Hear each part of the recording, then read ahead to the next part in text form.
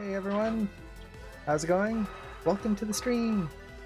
Sorry, printer's going on in the background there. Welcome. So I hope everyone's doing well, having a great week so far. For the stream this week, I figured I would do something a little different. I'm gonna be doing some lip sync practice. Hey Dave, Sin, Daniel, Zaina, Argonaut. Hey Argonaut, haven't seen you in a little bit. Three Pike, or Spike, I guess. Hello, hello. Welcome. So today I'm going to be doing some animation practice, but I also wanted to share some tips on ways you can practice on your own, especially with dialogue, and ways you can kind of practice on the things that you're struggling with. So for a lot of people when they're starting dialogue, one thing that they struggle with is animating the mouth, animating the corners of the mouth versus the jaw, and working in those phonemes. So I wanted to kind of give a demo on that process. Feels good to be back. Nice. It's nice to have you back. I wanted to give a demo on that process and little things you can do to just kind of quickly get a little practice in. What are we going to do today? We're going to be doing some phoneme practice, so basically mouth sound practice, as well as I wanted to give some tips on just getting your own practice in there without having to find clips of dialogue all the time, which can be a pain. When you're trying to find clips of dialogue online or in shows and stuff like that, it can be hard to find something that works for what you want to practice on. Maybe you just want to do like a 5-second clip of someone saying something. Not so much for demo reel purposes, but just to practice. Just to do like an hour or so of practice to get better at one little thing. So I wanted to share some recording tips as well on how you can record your own audio and kind of improve it so that it's not just like straight microphone sound, which can sometimes sound really like meh, especially depending on your microphone. But even if you don't have a great microphone, even if it's just a headset mic or a lavalier mic, like I have one somewhere here, just a little lavalier mic, you can get some really good sound out of those. It's not going to be professional level recording, but for animation purposes, for just even something on a demo reel, it might be a possibility. So that's kind of my goal for today. Now, I don't know how long this is going to take. I've got about 3 hours today for this stream before I have to get into some meetings. So this might be a 2-part stream. I might do the recording and kind of talk about some phoneme stuff this week, and then maybe I think I'll have enough time to do like a 1 lip sync pass. But I also want to do multiple lip sync passes, which will cover probably on the next stream, and this will make more sense as I talk about this, why I'm going to do multiple passes. Okay, and as usual, if you have questions, feel free to ask. Just type in the chat. I love questions, so ask away. And feel free to chat as well. I love seeing the chat going. So let's just jump right in. So let's see. Wrong transition. You'd think I'd be used to it by now. There you go. Haha. Hey Tifo, how's it going? So for today's animation, I'm going to be doing a shot here with Jules. Mostly because he's a nice simple rig in the sense of he's very human. So it makes it easier to push things and see when they're a little off compared to using a more cartoony rig, which you can still do amazing stuff. Like, there's no one rig's better than the other. But when you're first practicing, it's nice to kind of pick kind of a for lack of a better word, default character, a character that's a little bit closer to quote-unquote average. Like, they're not super proportioned in weird ways, just because then you can really push it to be more cartoony or more subtle. You're not relying on the design of the character. Now, he's really well designed, so we'll get a little bit of both worlds, which is nice. And oh, on the next stream, do you think you'll be able to show how to hit poses to beats for a dancing shot? Ooh, I like that idea. I don't know if I'll be able to do it. Well, maybe I can just break this stream up and do the next part on next Monday. We'll see. We'll see how far we can go on this. And how can I avoid to move too much the mouth? So one thing with the mouth, and I'll talk about this a little bit later when we get to it, but I'll just cover it now. One thing that people run into right away when they start animating the mouth is puppet mouth, where the mouth is just like blah, blah, blah, blah, as they're talking, and they look like they're chewing gum, and they're just moving all the time. And it's like you can see how my mouth is just moving constantly, and it changes the way I speak too. It's annoying. So the way you can do that is a very simple little trick. Put your hand there. Now talk, and see how often your hand is actually pushed down by your jaw. So even when I say that, push down by your jaw, it's only twice. Push down, you see, down by your jaw. So when you're doing the puppet mouth, when you're first animating the up and down of the jaw, it would be very still and then down, jaw. And if you look at your teeth, like this is one of those things. I'm not going to zoom in here because who knows what's going to be stuck in my teeth. It's going to be disgusting, horrible. Just like take reference of your mouth and watch your teeth. As you're talking, the bottom jaw doesn't move much. It's the lips. The lips move around the jaw, around the teeth. The jaw is pretty, it doesn't move up and down very much unless you're hitting very key sounds. So sounds like jaw, that drops the jaw down. So I'm going to be talking about that a little bit, but that's the big thing. Do that, and that'll give you your key points to hit when you're doing lip sync.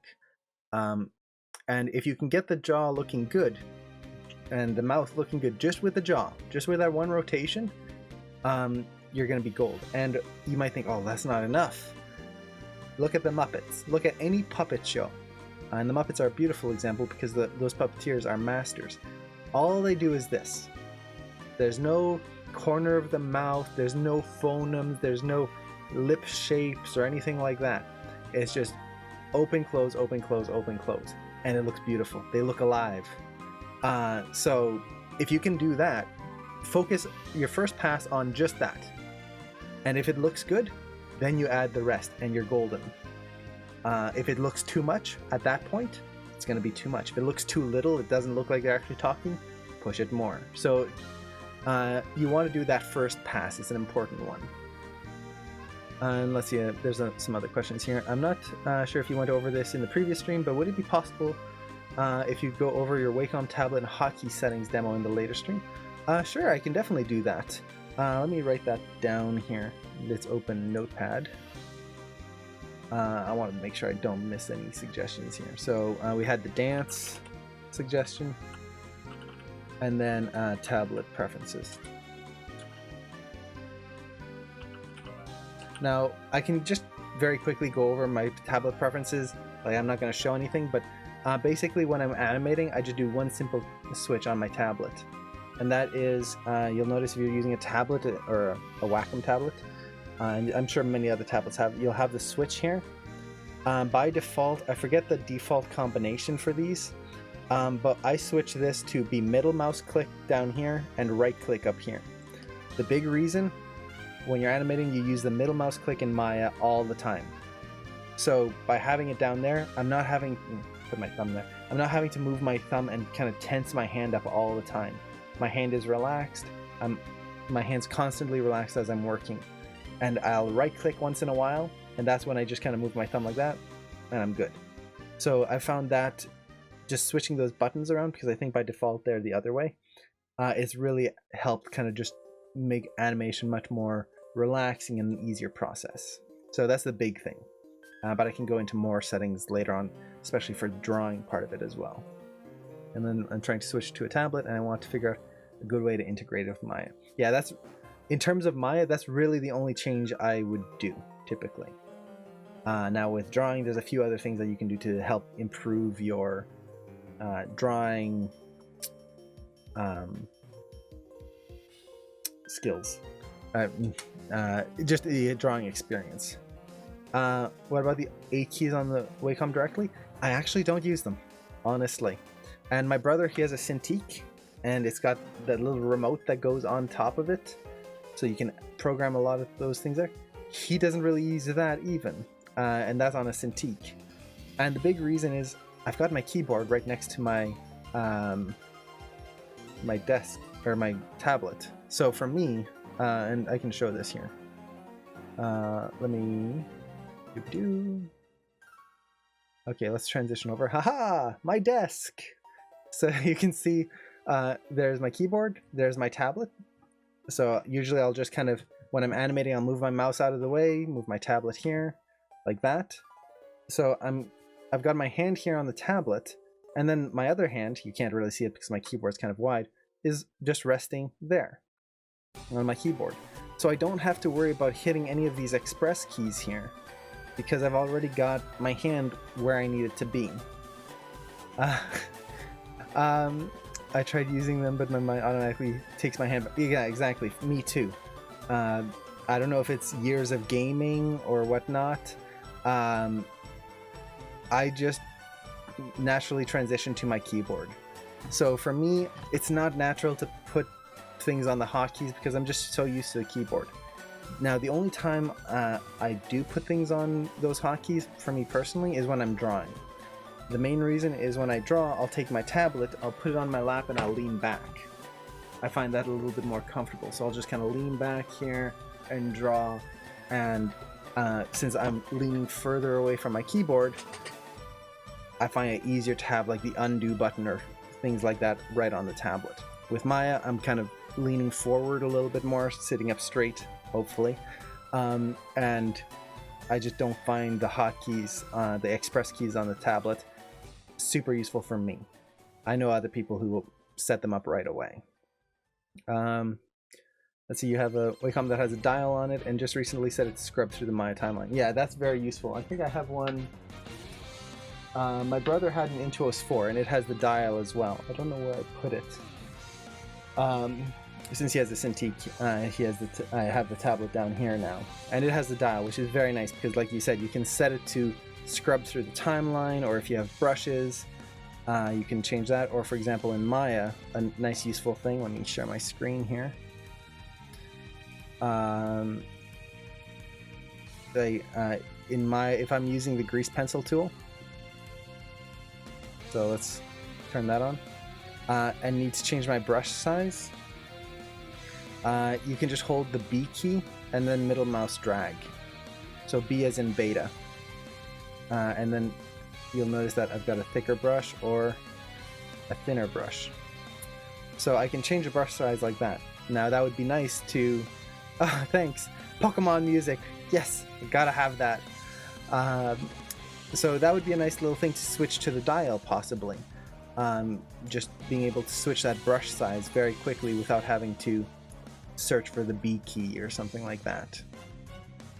So sorry about going on a tangent. Oh, no worries. I love questions, so if you have a question, I'm happy to help out with the questions first, because that's the things you're interested in compared to just the topic that I picked off the top of my head.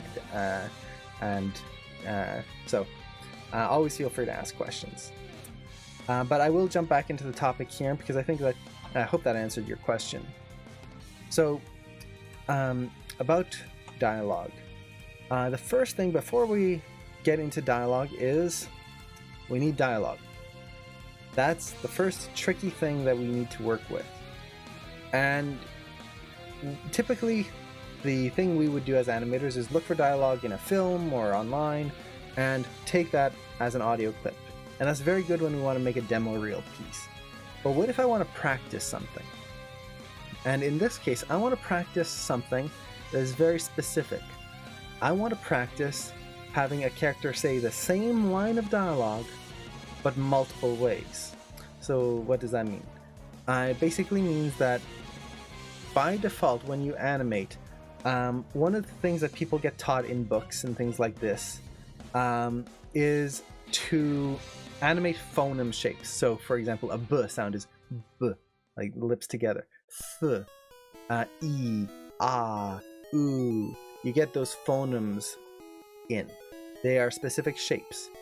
When you get a rig, you will have, let me share it here, phoneme shapes that you can apply to the rig to quickly animate. And I'm going to demo this in a little bit. And when you're taught to look at, for example, phoneme shapes. Ah, E, oo, O, all of these shapes. And that is very helpful at first because it gives you a guideline. The problem with these is when people first get started out, they stick to them and they just go, oh, an E sound, E. Oh, I need to make another E sound, E. That doesn't work because there's many ways to make an E sound. It's not always just, for example, if I bring back my phoneme list here, look at all the E poses here. E, E, E, E, E. They're all wide. It's all E. Wide corners. Well, what if I went E? Hello, E. Thin. I still got the corners pinched, but it's E, not E. It's pretty much the same sound. And you have all sorts of things like that, where a character will talk and their inflection will change the way their mouth moves. Which means phonemes don't work as just paste and then go. And this is something, again, I see often when people first start out, they'll either shape the phonemes themselves, which is very good, but then they lose out on a little bit of the simplicity of using like something like this. Or they'll stick to the studio library or Posemaster or something like that, and their mouth performance is, it's not bad, but it feels, for lack of a better word, generic. It's not specialized to that character and what they are saying at that time and what they are feeling. So I want to record a line of dialogue where I can say the line of dialogue a few different times and get different inflections. And then I'm going to put that into Maya and try to animate those different mouth shapes to see the difference that we get. Because it's going to be very important to see that difference. Okay. So, how do we do this? How do we record dialogue? This is kind of an off tangent from animation, but it's one of those important things as an animator we can always do. And I want to mention this because a lot of people, even when I started, I didn't realize that, yeah, if I need a line of dialogue, I can just record it. I don't have to find it somewhere. I can just do it. Hey, Ilya, how's it going? So when you're recording dialogue, there's a few things to keep in mind. First, you'll need to make sure that the room you're in is quiet, turn off any fans, anything like that. If you've got a lot of background noise or kind of an empty room, one thing that can be very helpful is just put a pillow behind your microphone. So, for example, if you're using a headset mic and you just put it here, put a pillow in front of you. And the big reason for that is a big issue with sound recording when people record their sound in a room or in front of a computer, for example, is when they talk, the biggest vibration you're going to get, an echo that you're going to get in your recording, is the sound bouncing off the wall and then back at you. And it's going to create this little offset because the microphone is going to pick up your voice, and then the sound comes back, and it gets picked up again. So you get that slight echo and that kind of hollow feeling to your voice. Put a pillow there, it'll absorb the sound. You're going to get a better recording just with that. Now, there's other ways to improve recordings, but they're way more expensive than just getting a pillow and talking into it. So that's going to be a very good way of just improving your sound quality.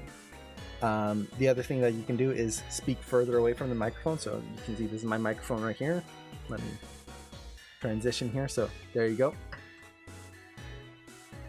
So when I'm talking to it, I'm not talking into the microphone like this, because then it gets really creepy and very smooth jazz kind of thing.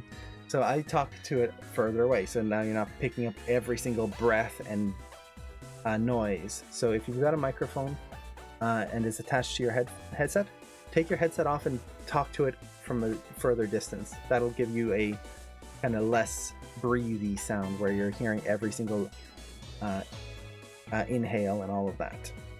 So that can be helpful.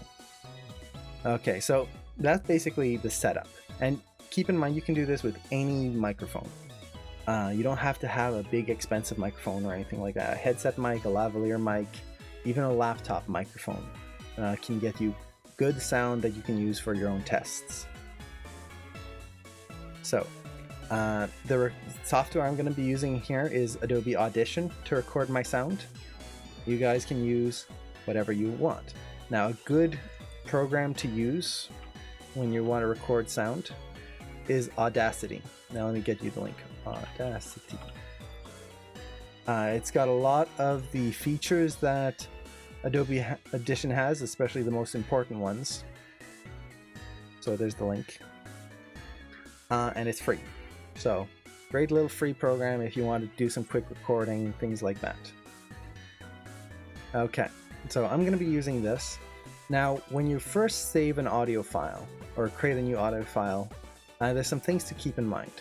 First of all, when you make a new file, you'll want to set your sample rate to be the same as your microphone. So if you're not sure what the sample rate is and where to find it, I'm not sure where you'll find it on a Mac, but on a PC, you can just go to your taskbar, right-click on your sound, and go to Recording Devices. Find your microphone, so this is mine right here, and then look into the properties, and right there, you can see that's the sample rate right there. By making sure this matches, you're going to get better sound. Like that. I'm recording mono because I've only got one microphone. I don't have two fancy microphones. And then the bit depth. This is an important one. When you're recording audio, make sure it's set to 32. That basically allows you to edit the audio more and kind of refine it a lot more than if it was set to a smaller bit depth. It just gives you more room to grow and edit things. So I'm going to do that. Now I've already made a file here. And hey, you're doing the quick poses. Nice! I hope you're having fun with it. So I've got this file here. Now I'm just going to have to record some lines of dialogue. So the line of dialogue that I was thinking of doing is "Hello, Bob." Mostly because it gives a range of different expressions we can do. And the word Bob has some nice plosives in it, and we get that B sound, which is very often people kind of mistime that sound. So that's going to be my line of dialogue here. So I'm just going to get ready to record this here. Gonna make sure I'm not out of breath because you don't want to, well, unless you're doing a dialogue where you want a character out of breath, run around the room a little bit, talk a lot like I'm doing now. And then just go right to the microphone. I want to kind of get my breath, and then I'm going to do a few different variations here. So what I'm aiming for is, like I said before, different emotions and different ways that the mouth will move. Just to show that we cannot use phonemes as a be-all, end-all. And you can watch my face as I'm recording this. Watch my mouth. Hello, Bob, I believe is what Billy the Kid said to his jailer right before he shot while breaking out of prison. Is that what he said? I did not know that. Now I've learned something today. I wonder if I should change it. I'll just go with "Hello, Bob" for now. But yeah, that's an interesting little fact there. So I'll just hit record here. You can see it's recording. It's picking up my voice. And this is one thing I like about programs like this. I'll cut off this beginning part. It's not going to be important. But you can see the audio wave right there. This is very important because it shows you the volume that you're speaking. So the louder I get, you can see the bigger it gets. But more importantly to me is it's showing me kind of this heat map down here. And this tells me how much background noise I'm getting. And you can see when I stop talking, you can see how there's that kind of purple haze in there. That's background noise. I want to clean that up afterwards. And now you can play with how creepy you say it. So I'm going to want to watch out for that background noise. And if you have a lot of background noise, one thing you can do is create an audio map where you just record the room, be very quiet.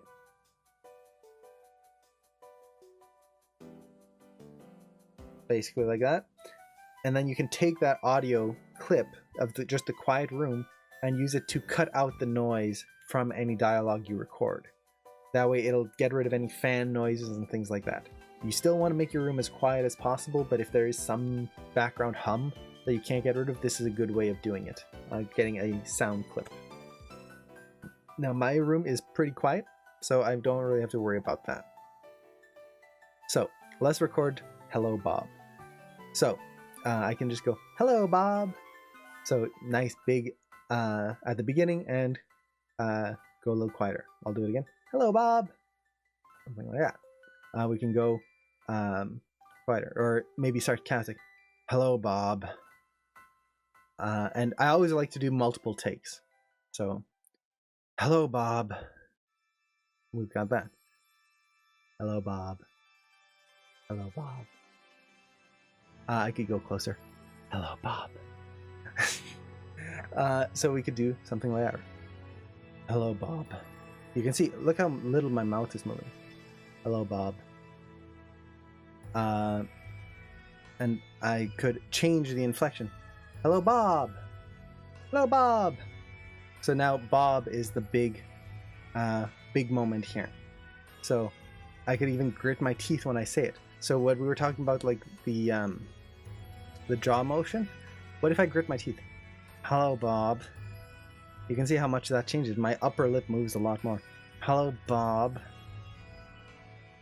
We've got a different take on there. So we'll go with that. We've got a lot of audio here. I'm gonna have to cut down. So at this point I can just I don't know if you guys can hear the audio playing. I'll keep it low for now just while I'm cutting this up. So let me turn up my volume. And let's cut this up.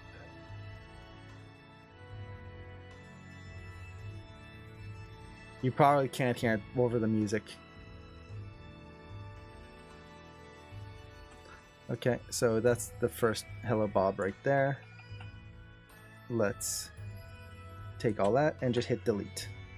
And you can see I was talking a lot, but I can still cut it down and make it more interesting. Okay. So I'm just gonna cut in all the Hello Bobs, and then we'll start going from there and pick our favorites.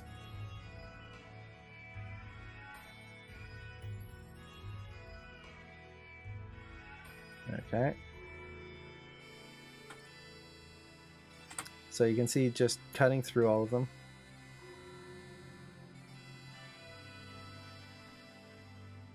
These are... There you go. So, like that. And you can see how the volume is different on each one.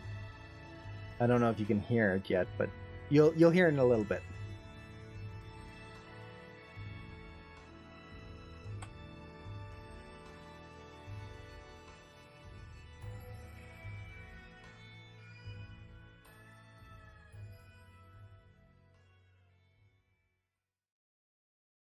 Okay, so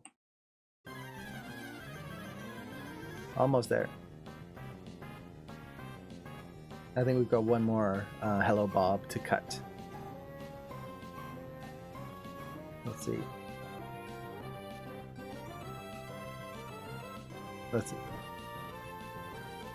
Let's cut that. And I think, is this... Yeah, get rid of that as well. And that.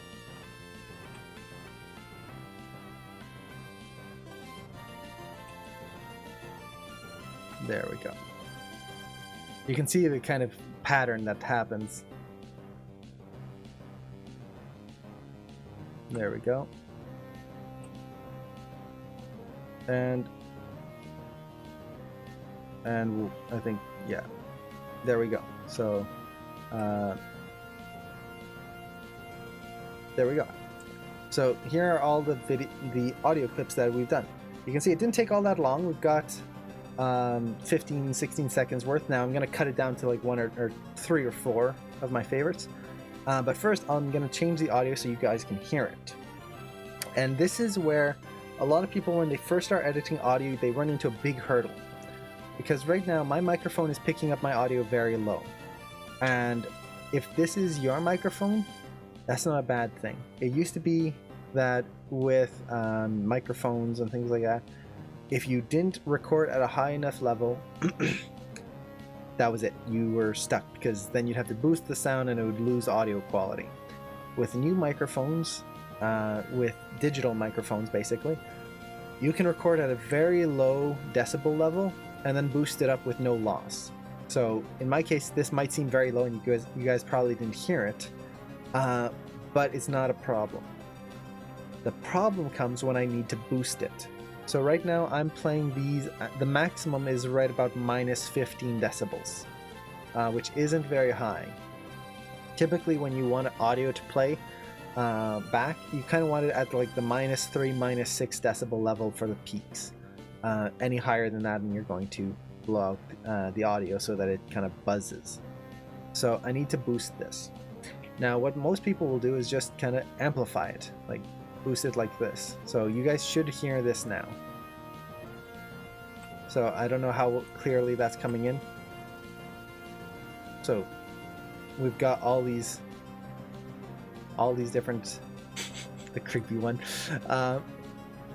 You can see. Let me know if this is too quiet for you guys. I can turn down the music. Maybe I'll do that anyway. Just so the music's not getting in the way here. Oh, you can't hear it? Oh, wait. It might not be playing. It's using a different sound device here. Okay. So, let me save this out here. And then we'll be able to listen to it. I forgot it uses a different audio device. Oh, and there's my cat. We get to listen to him. So let me export this, and when you're exporting audio files for Maya, hello, I'm sure you heard that. Come here. Yeah. He just finished eating. He's got food in his mouth, and as soon as he has that, he gets all these weird meows. So let me export that here. And this isn't bad sound. Like what I did right now, it's actually pretty good because again, my room is nice and quiet, so it's not the worst thing. So let me play this here. Hello, Bob. Hello, Bob.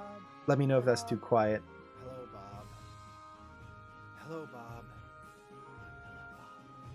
So I'll turn down the music.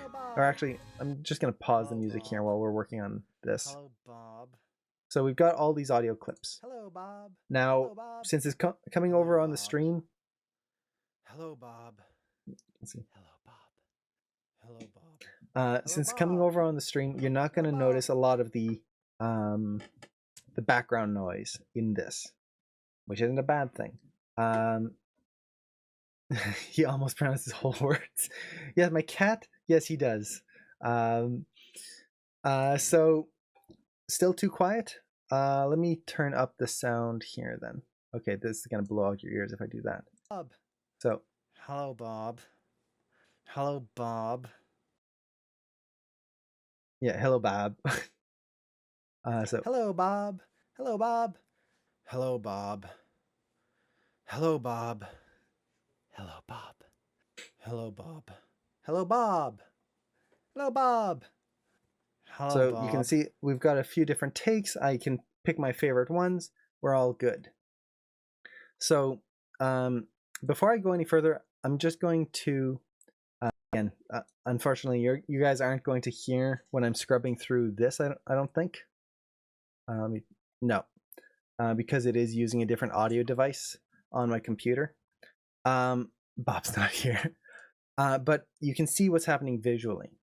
Now, I'm going to pick my favorite ones here just to trim this down so it doesn't take as long when I process the audio, and then we're going to actually fix the audio here. So let me undo, oops, don't want to undo too far. So what I'm going to do is I'm going to pick my favorites. You guys aren't going to hear, unfortunately. And then I'm going to show you how to process the audio in a way that gives you better quality. Because what I did here where I just boosted it, that's going to just boost everything. So any little breaths, any little sounds, things like that, are going to get picked up. Any little clattering, if I've got a computer hum in the background, all of that's going to get picked up. Now I'm going to show you how to do it in Adobe Audition. You can do the same thing. Hello. You can do the same thing in Audacity or anything like that. The names might be a little different. So, okay. Hello.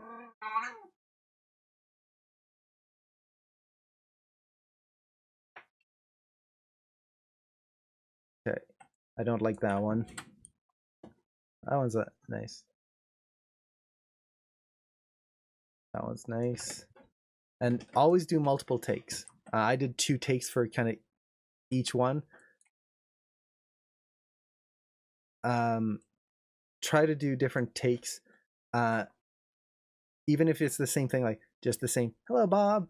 Hello, Bob. Hello. Like the same inflection. You're not changing the tone or the delivery. Do a few different takes because you never know what background noise might get picked up.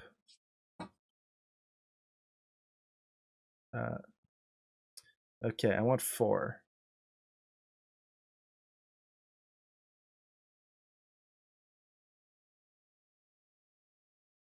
Okay, that one I don't like as much. So we've got 1, 2, 3, 4, 5, 6. Let's close that down. 1, 2, 3, 4.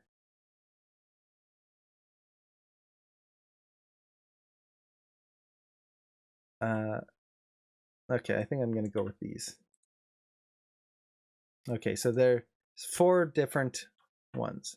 So let me boost this up again so we can hear the kind of just straight audio. And oh no, he's gone to high ground. Everyone for the longest time, everyone thought he was quiet. He was quiet for so long, and now he's back in full force. Right there, the little culprit trying to get comfy. So let me just save this out. Oops, I want to export, not save. So export the file like that. Okay. So let me play this one here. So these are the ones that I went with. Hello, Bob. Hello, Bob. Hello, Bob. Hello, Bob. So different deliveries. Now you can see, especially the hello, Bob. I don't like that one very much. It doesn't sound right. It could have done better. Hey, Life is Destiny. How's it going? Welcome back. So I could have done that better. Hello, but Bob. I'm not too worried about that Hello, now. Bob. Hello, Bob. Hello, Bob. So I've got those 4. Now, again, for just straight practice, this is no problem. I could use this audio file as is. I'm good to go. But again, what happens if you have more background noise? What happens if you boost the levels and you're just hearing too much noise? Or what if you actually want to deliver a proper line?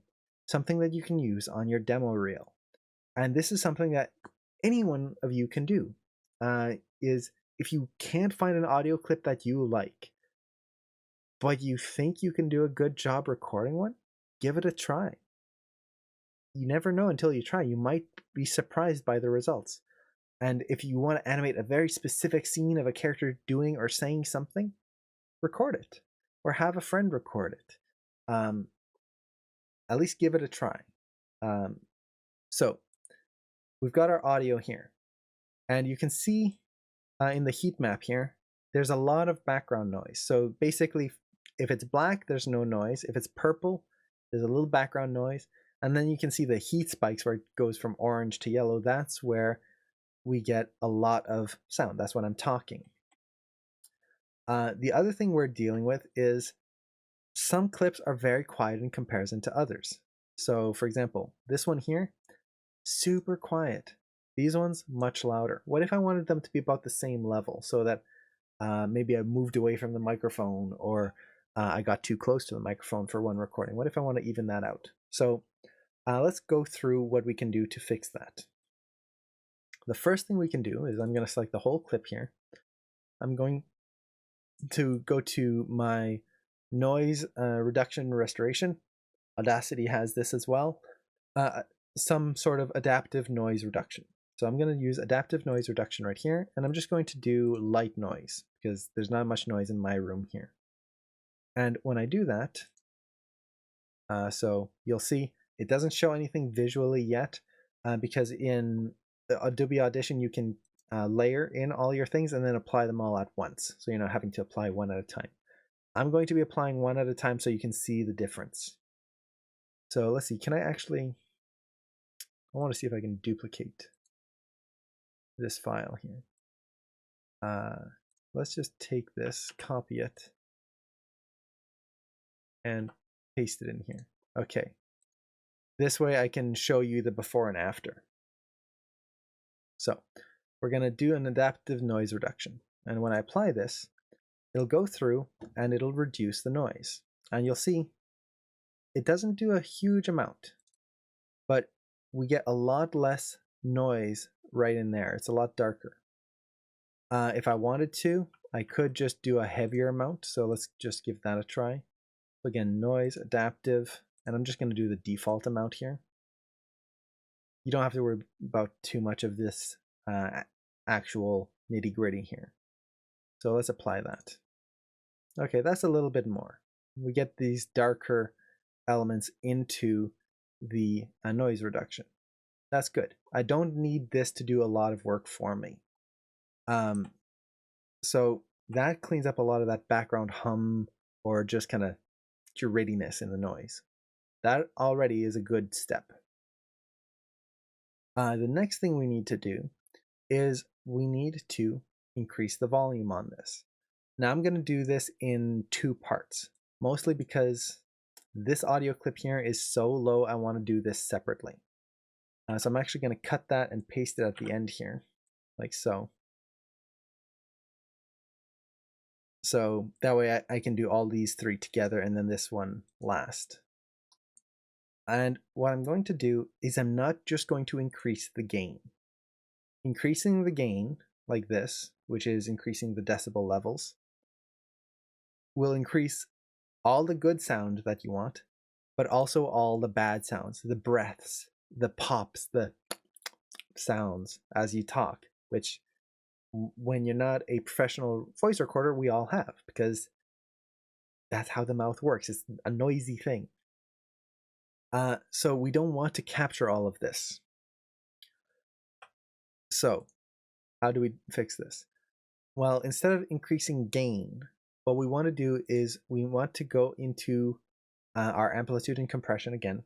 Audacity, I believe, has this, and we want to go into dynamics processing. Now, this is one of those things that a lot of people, when they're working with audio, they'll hear about, and I should turn on music actually, since we're not listening to anything right now. Give you guys something to listen to. But dynamics processing is one of those things that you might have heard about before, but a lot of people don't really understand what it does. To put it simply, you're taking audio and you're adjusting its this volume curve. So basically, you're telling the audio that at a certain decibel level, it should now be this decibel level. It should make more sense as I play through this. Just to show, if I scrub through here, so scrub through this audio, you're not going to hear anything, but you can see the volume slider at the bottom. So when I go hello right there at the peak, I'm hitting about, it was about minus 15 decibels. So that's my peak right there. Over here, again, about minus 15 right at the peak. It's kind of minus 16, 15 and a half, somewhere around there. So this one, about minus 20. So those are my peaks. What are my lows? So right here, for example, this breath. Well, that's about minus 30, minus 32. And if I scrub through this and I listen to the volume of my words. So this is Bob. And then as it ends here, you can see how it trails off. but my word's already done there. This is just a breath, a bob sound. So that doesn't need to be loud. I don't need to boost that sound up. That's gonna be just noise. And at that point, that's about minus 36. You can see the drop off, bob, and then minus 36. Okay. Again, breath here, it's about minus 37. And then it goes up to 20. So, okay, I know that my peaks are at about minus 16-ish. I know that my breaths, all these sounds that I don't want, is about minus 30 decibels. So this is where dynamics processing comes in and is very, very nice. I can basically go, and right now if you hover over these points, it'll go minus 20 decibels to minus 20 decibels. Well, that's basically saying that the sound currently, if it's at minus 20 decibels, it'll be exported at minus 20. I want to change this. I want to set it so that at minus 16, like I said, it increases the volume to about, let's say, minus 6. So I want those peaks that are right now currently at minus 16 to be bumped up to about minus 3 to minus 6-ish. So I just have to go over here until I get, like right here, minus 15.7 up to minus 5. So essentially what I'm doing is increasing the volume of those peaks. Now that would just increase the gain. The nice thing with this is I can now add another point here and go, okay, anything that is minus 30 or below, so about, let's say there, I'm gonna go about minus 35 for now. I want to lower that. So anything that's lower than minus 35 is going to be decreased in volume. So all these breaths, all these noises and like mouth sounds, they're going to be turned down instead of turned up. I'm kind of, I don't want to say stretching the audio, but I'm manipulating the audio interactively instead of just letting the computer increase everything. Okay, so the other thing I like to do is I like to turn spline curves on for this. Basically, that just means that it's going to have a smooth gradient instead of hitting a certain decibel level and then just ramping it up. Okay. And then to avoid any peaks where the sound like goes too high, I'll lower this end one, just so I never exceed a certain amount. So with this, if I scrub through now, you guys again won't hear anything. And we don't see anything right here yet. No, and actually we do see a change. Nice. So it auto updates. So here I can see that at the peak, it's going a little higher. I can push that a little bit more. Let's kind of push that curve a little bit more extreme. There you go. Look how much higher that's going. When I get to that peak, it's hitting about minus 9. I can push that a little bit more. So I wish you guys could hear this so that you can hear the interactivity, but you can see now my peak is almost reaching minus 6. I can push that just a little bit more. Oops, I want to add another point. Just kind of push that a little bit more. There you go. So now you can see it's kind of going into the red. I don't want to go too much into the red or else I'm going to peak the audio, but that's about good for a peak. And now the rest of the line, it's quiet here and then drops right down. So I might kind of take this and just reduce it a little bit, ease that off. Like that. Okay. What's that graph editor thing? I've never seen that one before. This one here on the right, this is the dynamics processing for audio. It's basically a way of adjusting audio volume interactively so that highs get high but not too high, and then lows you can actually lower them instead of just increasing everything globally. And then are you shooting for minus 12 decibels? I'm aiming for the peaks to be about minus 6, and then the average should be, I'm hoping, about like minus 12. So you can see here right now, this part right there, it's about -15, which isn't terrible. I could probably kind of raise that up just a little bit right there in the middle. I don't want to get the curve too wobbly, or else the sound's going to start getting distorted. And then here, you can see how that peak doesn't go up any higher, so that's good. Then we've got that one's pretty good. Now I'm not going to do this last one here because you can see it's just removed all that audio right there because it's too low right there.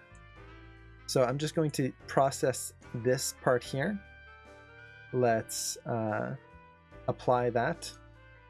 Oh, I don't want to apply that to the entire file. Undo. Make sure my dynamic processing is still in there. And I'm just going to do for the selection. So let's apply. And there you go. You can see how it's increased. And the silence has become even more silent. It hasn't just increased all the noise. So we've got that. Now, at this point, I know I've decreased things pretty well. I could just kind of compensate certain parts of the audio just by increasing the gain here.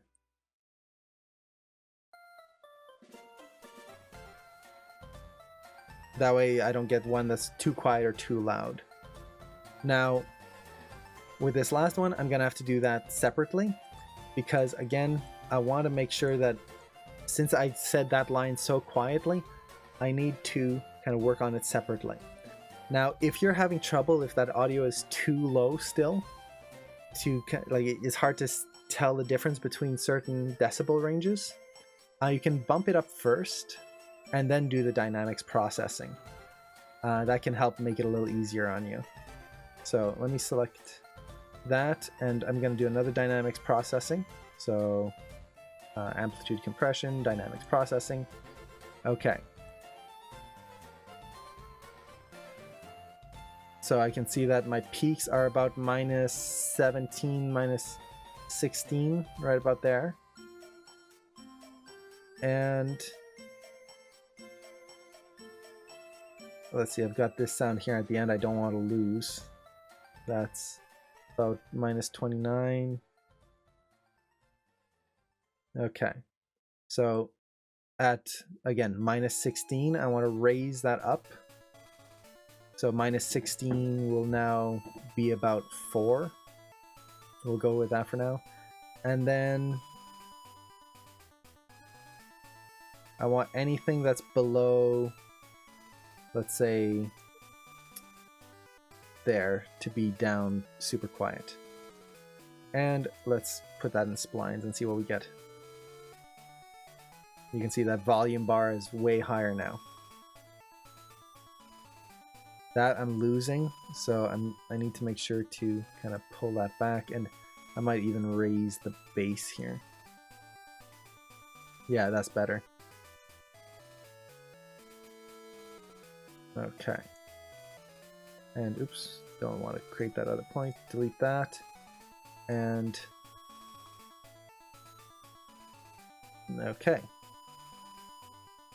So we've got that. Let's apply that to the selection. And you can see that's much higher now.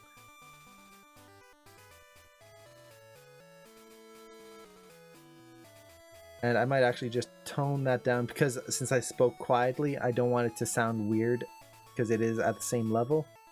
I'm just going to tone that down just a little bit there. There you go. So we've done some dynamics processing on this audio, and we've basically cleaned it up even more.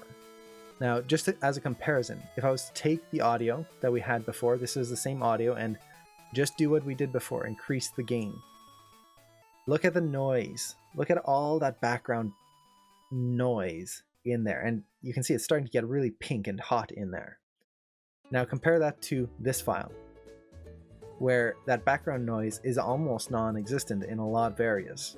There's still a little bit because my room isn't perfect. I'm not in an acoustic chamber, but it's so much better. Now, if you have little sound blips like that, you can just select them and delete them. like that. So get rid of any background little blips. So there you go. We've got that. Now, there's one last thing that we can do for this audio to make it better. And that is to cut off the high range. And this is a very rare case. You don't always have to do this, but it's one of those things that can just kind of plus your audio, especially for younger audiences. As you get older, your hearing ability gets less and less. You're unable to hear higher decibel sounds. Now, from the majority of sounds, that doesn't matter. But when you're young, you can pick up some really high frequency sounds. And in audio, sometimes your microphone will pick up some very high frequency sounds that as you get older, you can't hear. But if you were to play this to a kid, they would hear it. They would hear this hum or this buzz. And it doesn't even have to be like a little hum kind of sound. It can be loud to them and you don't hear it at all. And this is one of those things where a lot of YouTubers at one point, I don't know if it was a prank or just kind of an experiment, they were putting these really loud, high-pitched, painfully loud, high-pitched frequencies in their videos. And then in the comments, they would be able to see who was typically younger or older, because these people, the younger people, would comment in there going, why is it so loud? Why is this, there's this sound in here, it hurts, like I can't even put my headphones on. And then they'd start flame wars, because a bunch of people going, older people were going, I don't hear a thing, like what are you complaining about? There's no sound here. And it's just that high frequency buzz. So be careful of that when you're recording audio. There can be those high pitched things, especially if your room is recording this and you can't hear it. So what I typically do when I'm recording audio is I'm going to add in a graphic equalizer. And basically an equalizer is a way to adjust specific frequencies in your audio. And all I'm going to do is I'm going to take anything that's above 16,000 hertz and just tone that all the way down. I'm just going to cut that off. So what that means is when I apply this, you'll see that the sound at the top here, it just fades to black.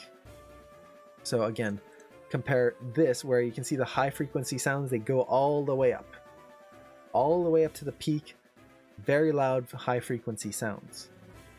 Compared to mine here now, where those high frequencies fade off, so you're not going to be potentially hurting a younger person's ears or having this high hum in your audio that some people can't hear, but the majority can't hear, but those few can.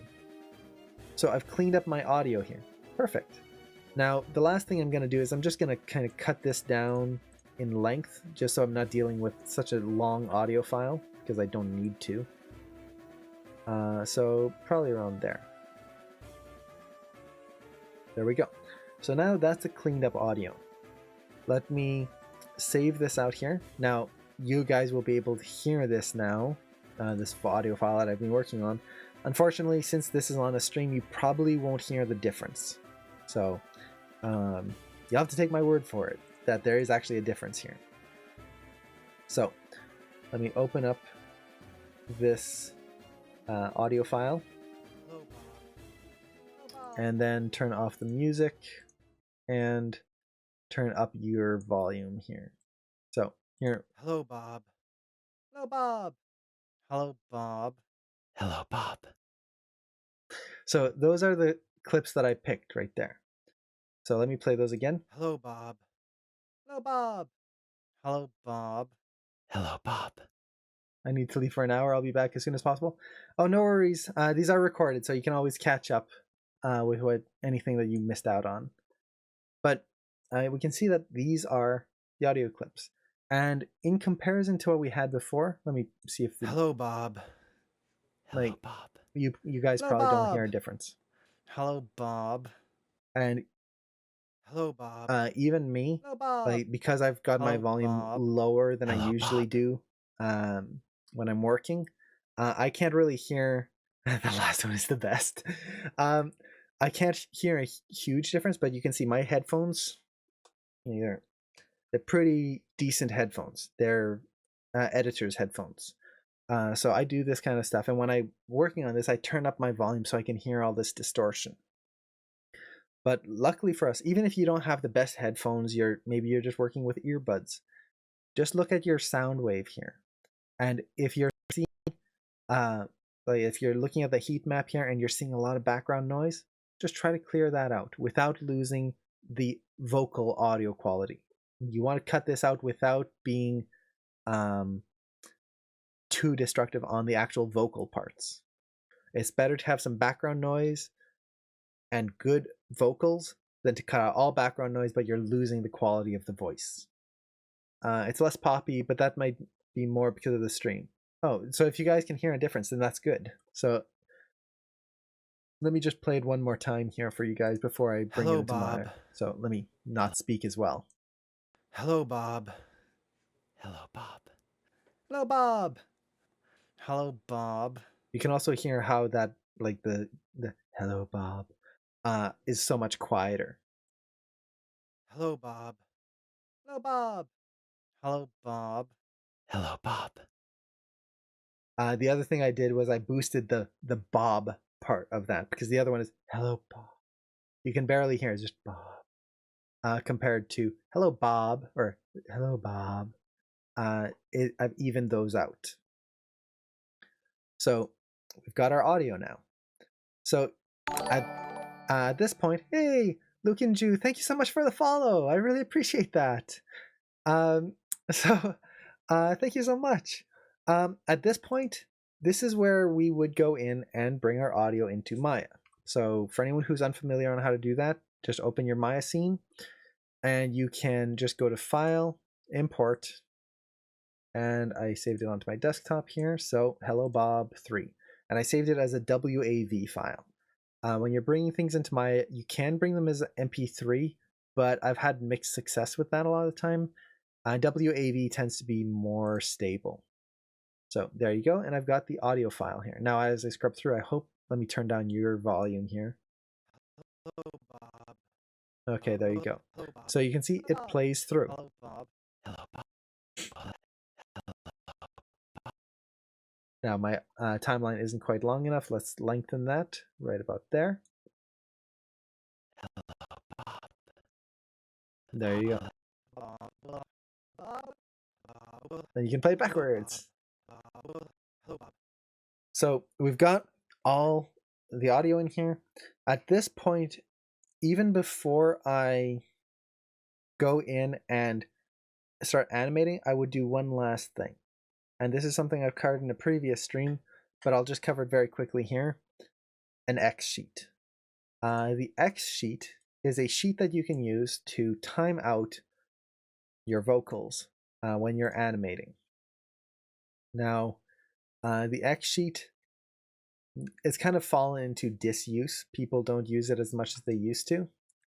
I find it extremely helpful, specifically for the fact that it allows you to kind of tie down when certain sounds are going to happen. That way you're not having to kind of guess and frame back and forth, back and forth, back and forth. When was that? When was that? You hear it and you put it there and you're good. So it kind of slows down your workflow at the beginning because you can't jump into your animation right away, but it speeds up your workflow down the line. So there's kind of a give and take there. So actually before Hello, Bob. Hello, Bob. Hello, Bob. Hello, Bob. I want to do one last thing. Before I use this audio clip, I'm actually going to change it up a little bit. I'm going to... Oh, that was loud. I'm going to take this audio clip here. I'm going to move it to the front of my dialogue. Right there. Move that in front. Maybe take some of this silence here and move it in between. and make sure there's okay, good. And the reason I'm doing this is I want to take this audio clip here and duplicate it twice. So we're going to have two of the same audio at the beginning here.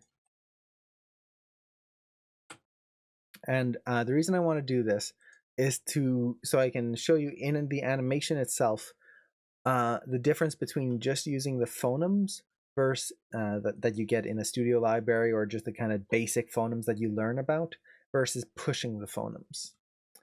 So let me export this again. So export, hello Bob, and I'm going to call this just right over the other one there. Good. So let's bring that sound back in. Let's see. There we go. Desktop.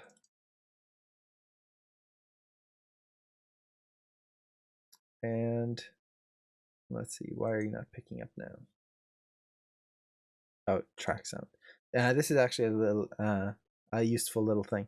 If you notice that your sound isn't working in the timeline here, just right click on the timeline, go to sound, and make sure it's not set to track sound. You'll see track sound doesn't show anything. If I go in here and then actually select my audio file, then I get the audio. And if you're tired of hearing the audio, right click on it, sound, turn that off. You're not going to listen to that, and when you're scrubbing through, you're not going to have to listen to the sound playing over and over and over and over. So I've got this. Okay. So to the X sheet here. So I'm not going to fill out the whole thing because, well, actually, we'll see. We'll see how fast it goes. But when you're filling out the X sheet, it's pretty simple. And again, I've covered this in depth in one of my other streams. So if you're curious, you can just check that out. But basically what you do, I'm going to get a nice brush size, and you can print these out and do it all on paper if you'd prefer. I just do it on the computer. It's easier. I need pressure sensitivity on this. Let's see.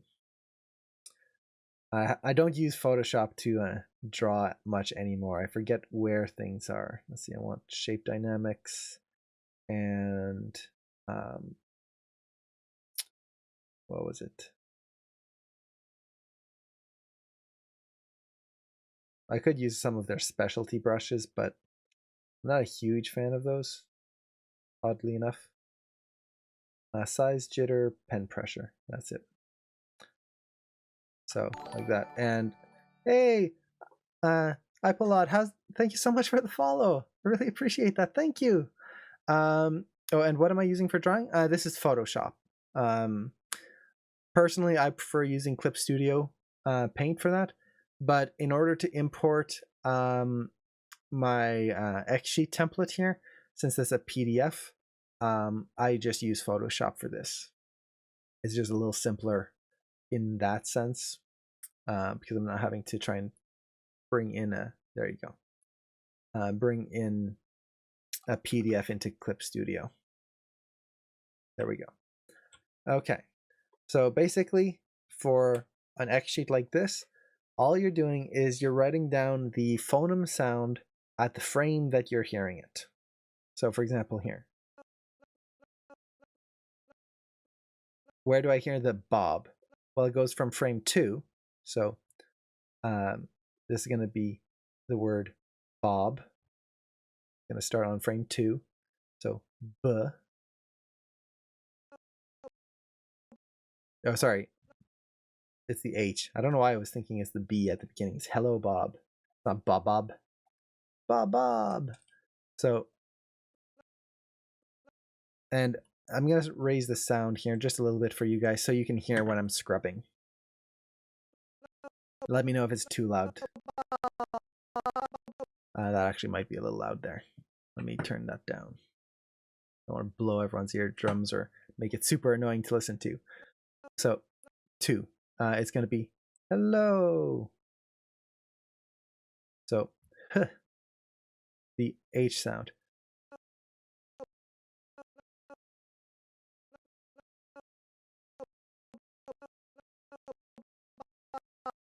So it's h, l, h.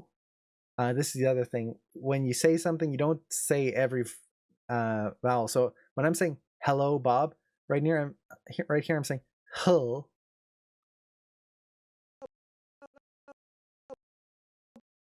and then hull. So this is just a little arrow here to show that it's continuing. I could just go like that as well if you don't want to mistake it for a V.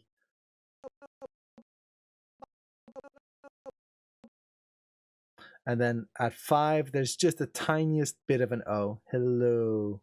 And this, when you're writing this, try to write it out phonetically. So, for example, O. This isn't O. This is O. Oh, hello. Because if you wrote something like this, for example, this is oo. And this is a kind of a personal thing because depending on your accent, you'll say things differently, you'll write things differently. So don't worry about like there's no set rule for this. This is for you specifically. So hello. Now this is going to be Bob. So Bob.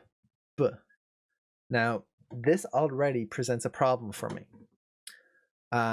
Because when I'm doing the lip sync here, B sounds, B's, P's, things like that, M's, they're very special. I'm going to talk about this more when I get into the animation. But basically, I need to make sure that this happens earlier, or else my lip sync isn't going to read. So I'm just going to leave it like this for now, but I'm going to show you specifically what happens later. So B, and then B, ah. So again, even though it's an O, it's an ah sound. Bob. So ah, Bob.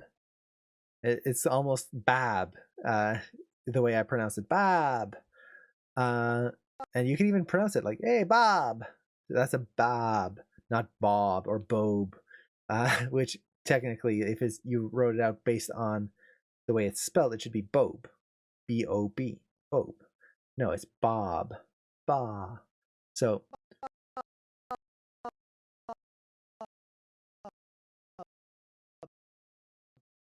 so it's ba ah ah ah ah ah ah b. So on 16, that's when the next b happens. So I hold that for, again, I can just do a whoop, boop, boop, all that time. That's Bob. So, hey, Bob.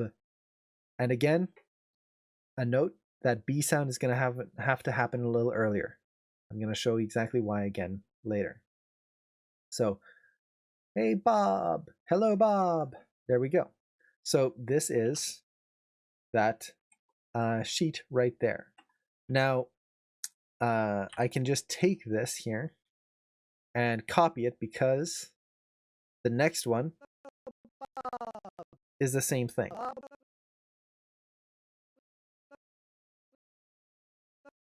So on frame 33, I can just copy this and then paste it and move it so that it starts on frame 33. So like that, and then just double check. 36. Okay. Okay, I think I need to move this just one more. Because that's 46 should be b. Yep, like so. So there you go. That was easy. That's the nice thing with digital, is we can just copy paste. So from there, just to make it easier, I'm going to merge these layers. I don't have to, but I don't like having to deal with a lot of layers all at once. Let's go to the next audio clip here. Now, this might seem tedious. It might seem like, just jump into the dialogue. Like you're taking too much time on this. You're wasting time. And that's kind of something I've seen a lot of people when they start out. It's just like, I want to jump into the dialogue. take your time to plan it out. It's going to make your life so much easier because you're not going to be second guessing yourself and go, well, what was that? Should that be a B sound or should it be an A sound, or what should the mouth be doing at this point? You know exactly. It's right there on the X sheet. You know exactly what frame it should be on. Okay, so here we have. So on frame 66, there's just a little bit of a the breath of the H. So again, 66 H. So hello. And we'll see how different this is.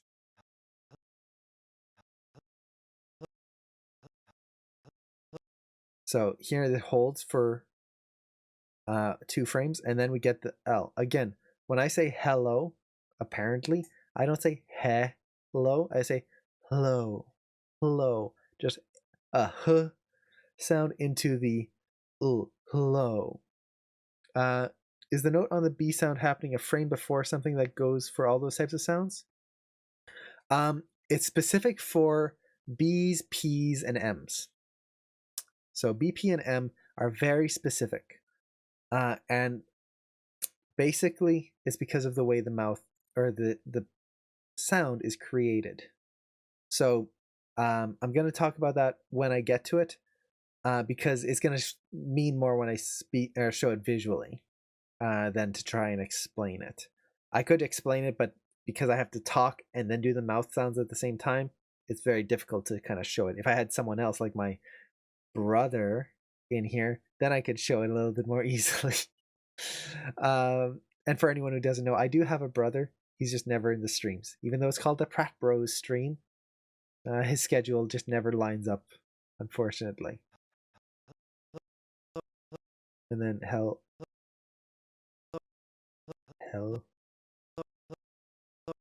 So 70 is O. So again, hold, hello, and up to 73. So we've got hello, and then 1 frame pause. So I could go like that, and then Bob. Now again, keep in mind, I don't usually write this out, but I'm doing this just so we can see. That has to happen a little sooner. So it's actually going to fill in that blank. So ba, ba,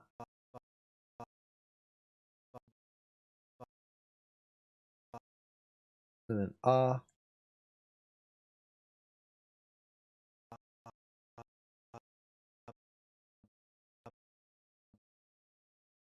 and then hello Bob. And I don't even say hello Bob. I say hello Bob. Hello Bob. Like I don't finish my B's. So, take care, Argonath. Thank you so much for dropping by and hanging out. Hopefully I'll see you in a future stream.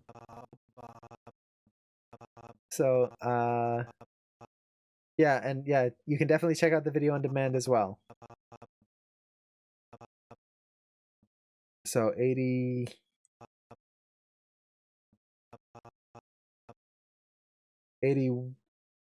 is actually the B sound. It's hard to hear. So, oops, why am I doing that? That's B, and then whoop, and then that goes all the way down there. So there's hello Bob. We've got a couple more.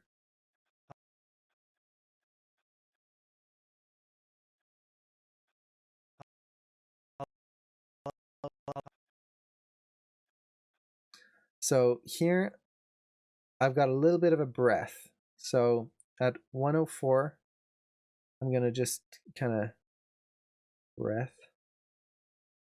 So right there.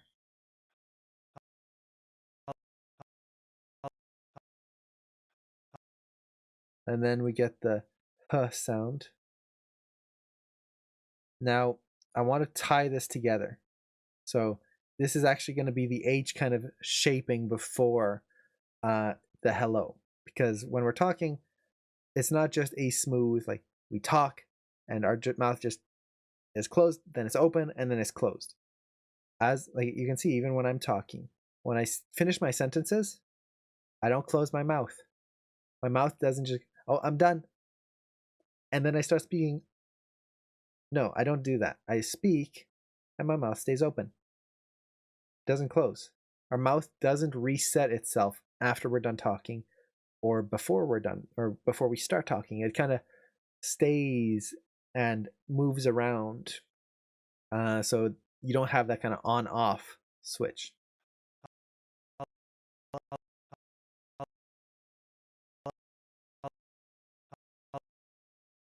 So this one has a little bit of a to it, so I'm gonna add h. So how would I spell it? It's not an eh sound, it's a so it's a kind of a h.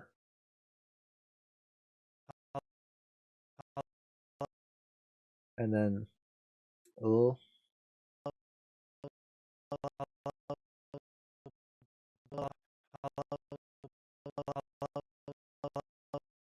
And then 109 oh.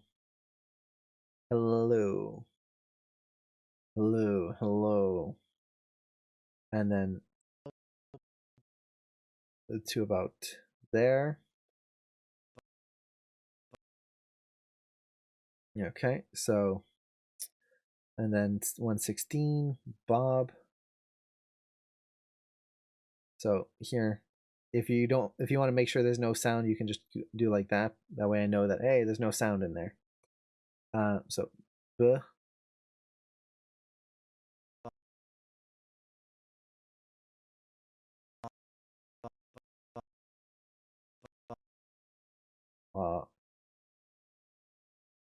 Now this one, it's not so much Bob, like I was saying before, it's Bob. So it's more of a ah sound, lower.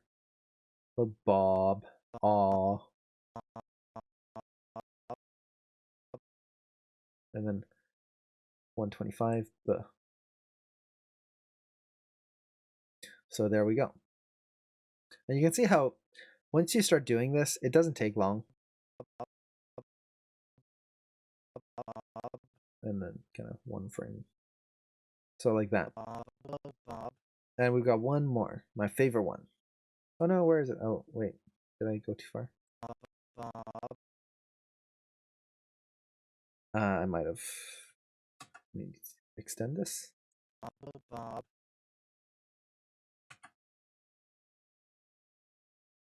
Did I not? 1, 2, 3, 4. Oh wait. Let me select the audio clip here. Because I imported it. Oops, I don't want to play blast. No. Why? Okay. Let's get this in here. Play blast and not play blast sound. Options. Do it again because it keeps deselecting. Let's see. Source end. Yeah. I need to put that to, let's say 250. No. What's the source end here?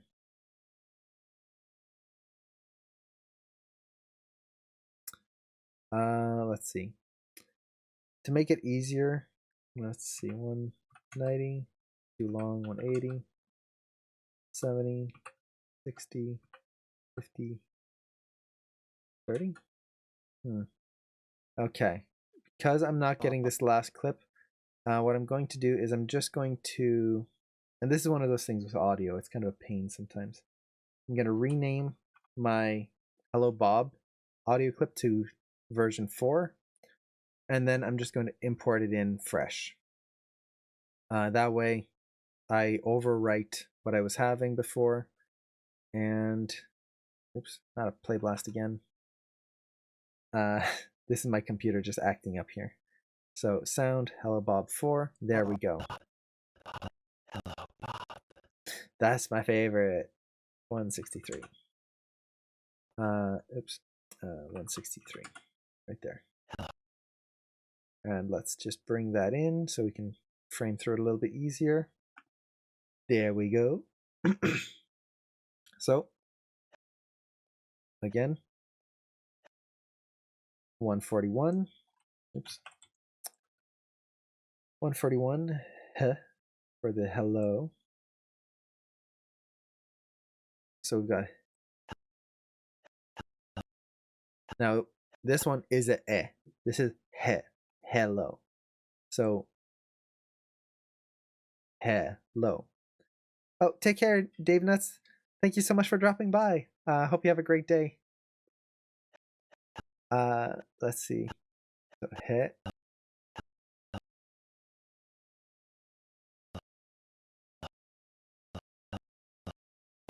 Okay, so it's he, l, o, and then again, hello. Hey, Dave Nuts. Thank you so much for the follow. I really appreciate that. Thank you so much. And I think with that, I think we're less than 20 away from being at what is it now? 300 followers, which is crazy. I never thought that this channel would get that many followers. So thank you so much to everyone for following and jumping in these all the time. I really appreciate it. It means a lot to me. So let's see, where are we at? Hello. So it trails off at 148. So I'm gonna go whip right there to 148. Silence there. For Bob. Now again, keep in mind we have to kind of go back there. And this one is Bob. Ah, Bob. Bob. It's more of a ah than an ah. So you can, it's not a big difference mouth wise, but it's a difference more in your throat, which thankfully when we're animating, we don't have to worry about animating like the inside of the throat. But when you do an ah versus an ah sound, like ah, ah, you can feel it in your throat. Ah, it's just a deeper sound. So it's your vocal cords kind of tightening up a little bit there. Ah, ah. Same mouth shape. So does it make a huge difference here? Not really. But by kind of keeping it, by writing it out the way it sounds and not just kind of the, but it kind of, we think it should be, it gives us a little bit more of a overview of our clip here. So I can very quickly at a glance see where things go high or low or things like that. So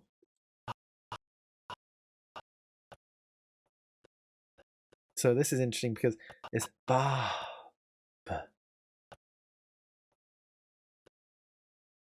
So there's actually a little bit of a gap. So you can hear B right there, ah right there, and then there's just this little silence right here.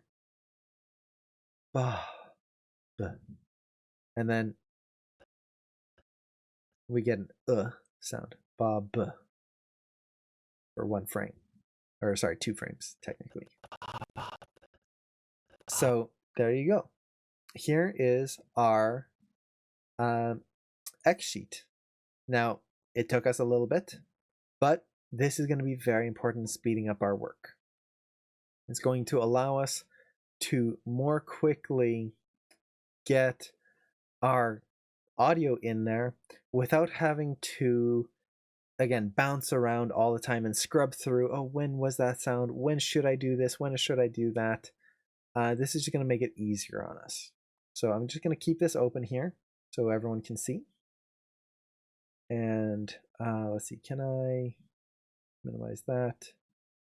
And let's just kind of shrink that whoop right there so we can see all of it. And yeah, there you go. I can just hit tab. And let's make that even smaller. And when I'm working, this can be very useful to just have something like this, and then I can just scrub through like so. Again, X sheets, very, very nice. Okay, with all of that, we're ready to actually do some dialogue. So I should actually save this before I go because you never know when a crash is going to happen. So let me save this as X sheet Bob. There you go. And okay. Perfect. So now we're ready to do our voice line. Now for this, I'm just going to be animating the mouth. I'm not going to be worrying about the eyes or anything else. I just want to do a mouth test, lip sync. So I'm going to just create a camera. Even when you're doing a small test, always use multiple cameras. So you're going to have your shot camera, the camera that you're going to be kind of viewing as an audience, and then the shot, or then your perspective camera, which is your work camera. Even for little tests like this, it's very important to make sure you view your scene independently, so you can see and get an idea of what the audience is going to see. So I'm going to switch my layouts, 2 panes side by side. Let's make sure I frame this up, and I can just frame this up right on his mouth here. Maybe just something like that.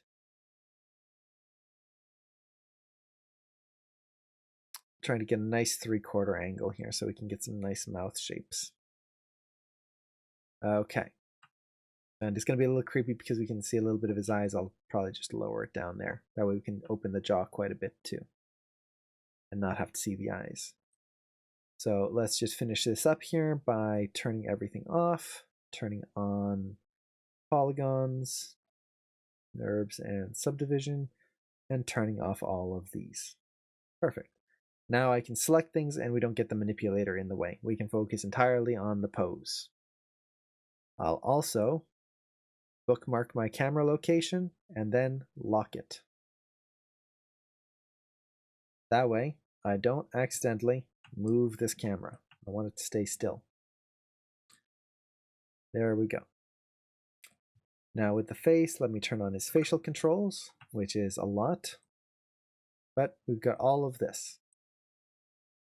And at this point, we're pretty much ready to start animating. We've got our controls, we've got everything, we're good to go.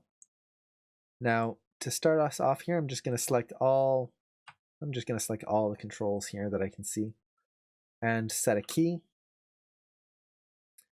And then I'm actually going to go 1 frame back and also set a key. That way I can always reset the pose if I need to. Okay. So the first pass I'm going to do here, this is going to be the, for lack of a better word, the lazy path. I'm going to only use my Phoneme library.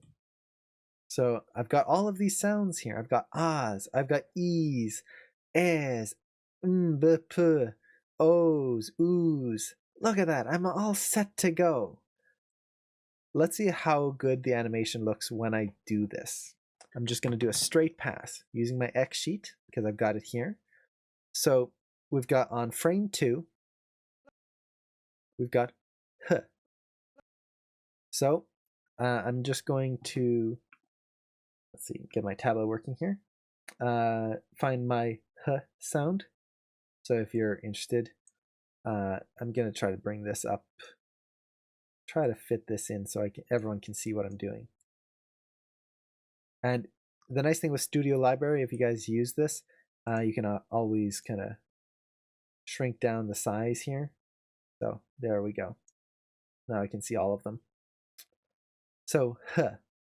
There is no specific h sound because h is just a breath. It's just kind of a exhale. H. And you can do it at any mouth shape. H, h, h, h. It's just a breath. So when you run into a situation like that, well, what mouth sound do I use? Use the next one.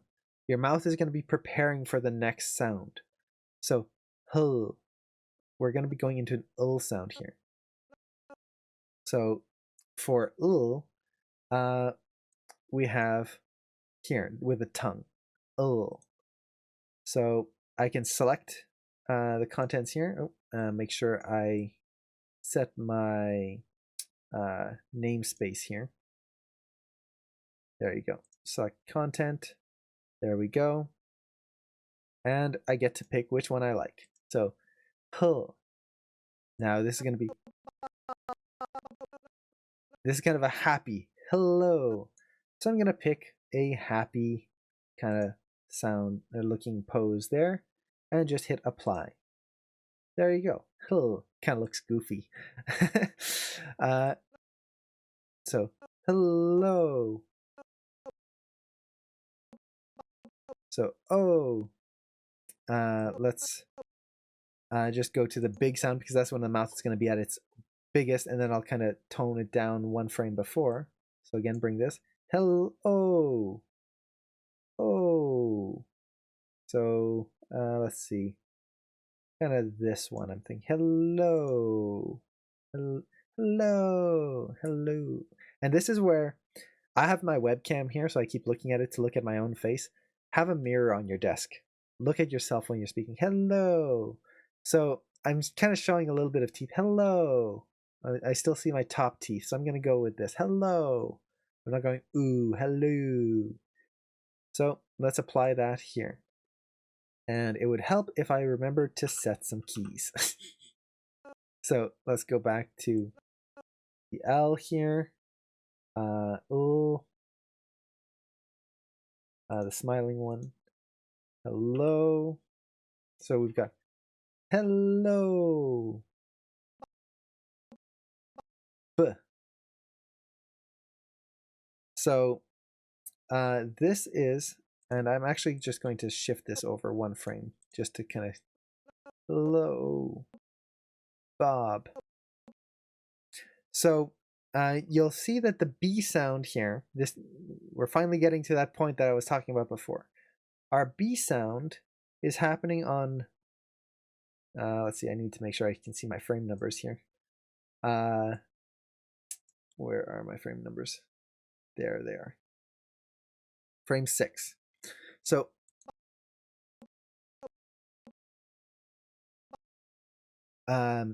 this is where we get the B sound, B sound. So I could put my keyframe here. Let's find the B, which is doobie-doo, yay. Right here, MVP. So hello, Bob. So I could go with that. Nah. Hello, Bob. That's kind of too high. Let's go with this one. So I'm going to apply that right here and set a key. So with this, I could keep on animating. And I'm going to finish this line because we're almost done. Really, it's not that long. Hello, Bob. So again, this is an ah sound. Bring my pose thing here. Bob. And now he's happy. Hello, Bob. So let's go with that. Apply, set a key.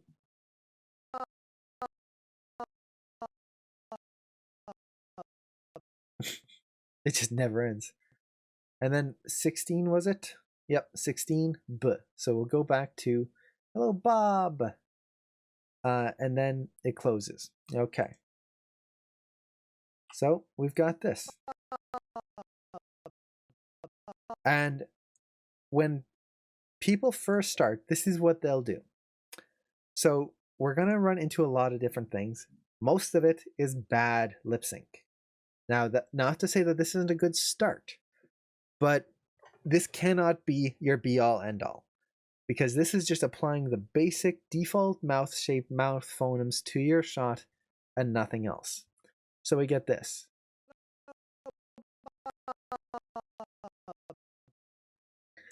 Where do I find these phoneme poses? If you're in Animation Mentor, they'll be provided for you. They should be coming out this week. This weekend, I think. Or, no, sorry. Yeah, it's this week. They should be out in the next few days for you. So, all of these, including the Enforcer, Bishop, Aya, all of these will be available to you. And then you get mouth expressions and hands, eyes, all of that good stuff. So we've got all of this. Well, there's many things wrong with this. So let me kind of start from the beginning and we'll work our way through. First, I'm transitioning too slowly. Oh, if you're an alumni and don't have access to AMP, this is not part of AMP. So you'll have access to this. This is separate. It'll be downloadable in the resources page. If you go to the top of the new site, it'll be there.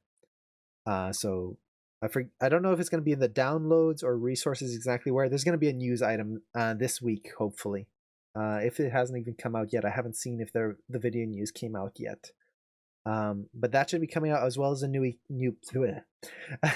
I need to pronounce my words. A new GUI picker is going to be coming out next week, or this weekend, hopefully. So it's a really cool tool, by the way. This studio library, I love it. I know I'm kind of speaking against it a lot right now, but it is a fantastic tool. And I did a Q&A talking all about this stream here. If anyone's interested, check out that stream. I talk about how to create poses and things like that for this tool. Very, very nice. So first of all, my dialogue is transitioning too slowly. When you're talking, your mouth pops into expressions. And you can see my mouth here. I know it's kind of hard in this little tiny view here, but let me transition here. Big screen, yes! So when I'm talking, my mouth hits a pose and then holds it. So when I go, hey, like it just goes, holds it. It just popped into there and then held there. I did not go, hold it. It didn't slowly transition, hit, and then it just drops. So when we're animating mouth shapes, we want to do it snappy, which kind of runs counterintuitive to a lot of things we learn when we're first starting out animation. So for example here, this is a little slow right here, just because it's very even more than anything. This is nice and snappy. Hello, Bob. That's slow. But then here, Bob.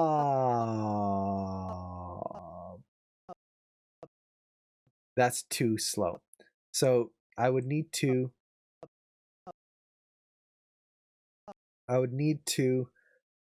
hold that a little longer. So I'm just going to come in here and let's go to that ah pose again. Ba. Ah. There. Let's apply that here and set a key. Oh, and okay, make sure I select the contents in there. Apply, set a key. There we go. So now we have, hello, Bob. Now, does that look right? Nah, not really.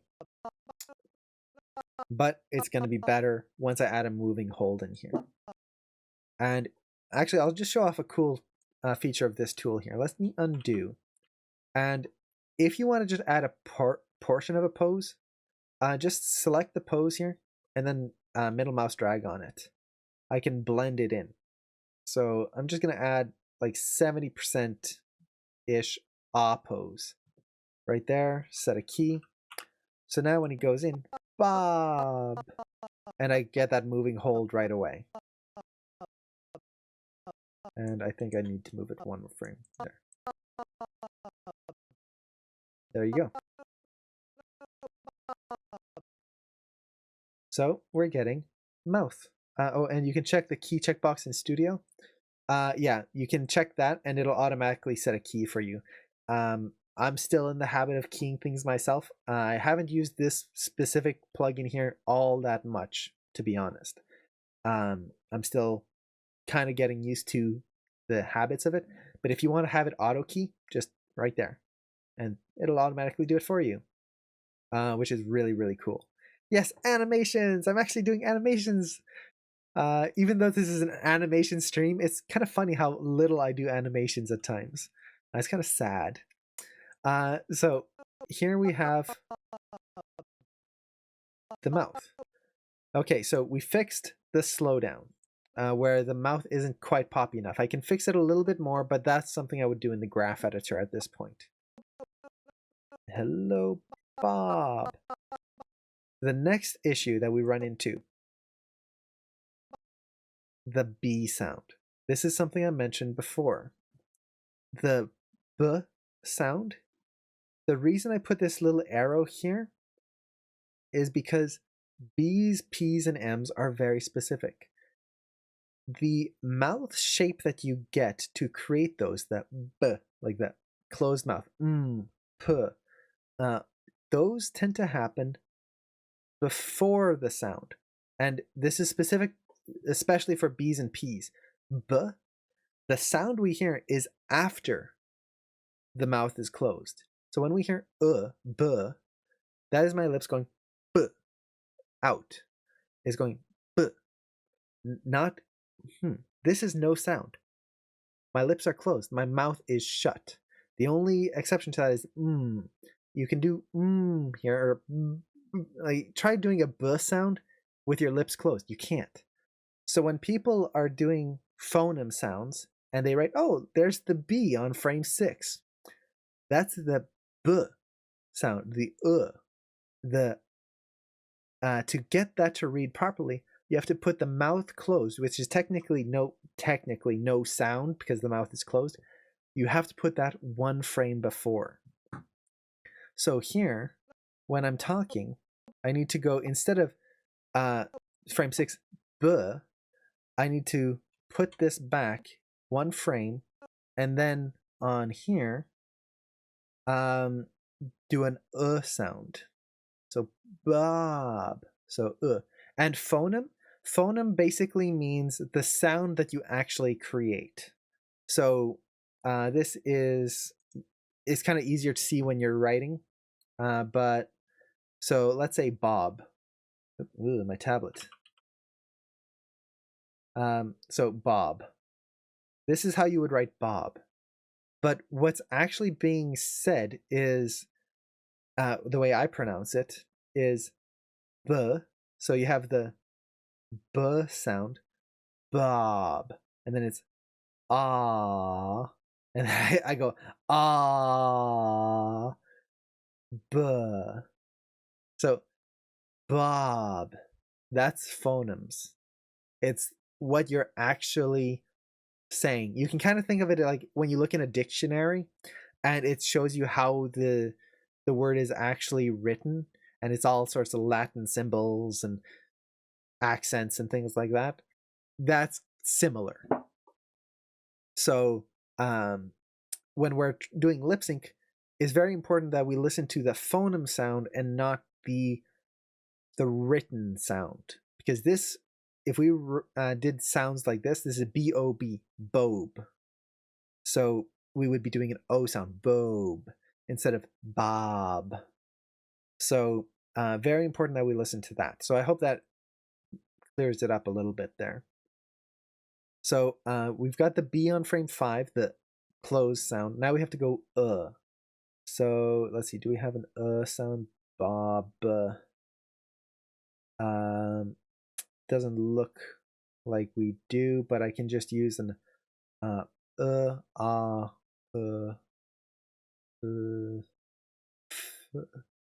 let's see. Sorry, I'm trying to see what mouth shape. So is close to O. So you can see O. It's just my jaw lowers a little bit. O. So I can use the O shape here. And ba. More ba. Yeah, I want to have it explosive. So and I do see your question there. I'm just gonna put this in here. So apply, and you'll see now it sets a key for me. Haha. So now if I play through this, we have hello. And you can feel that difference. I hope you can. How before, and we can see it here, it's not a loud B, but you can hear how it doesn't sound right. It doesn't look right. It's like hello. Whereas over here,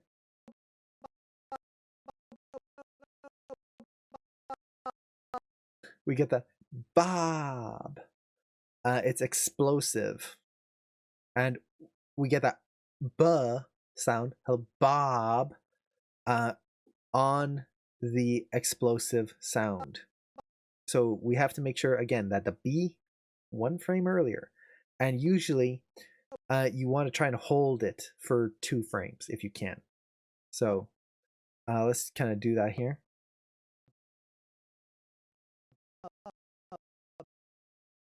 So this is the B sound right there. So I'm going to move this 2 frames like that. Move this one 1 frame there. Let's push the B sound here. So B. And I'm only using the pose master here. I'm not doing any of my own poses. So this is the MVP here. So Bob, and let's see, I'm gonna apply this one here, and then actually let me reverse that.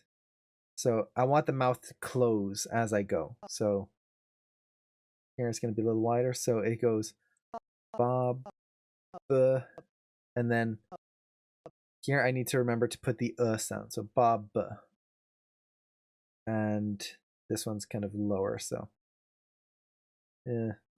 let's just go with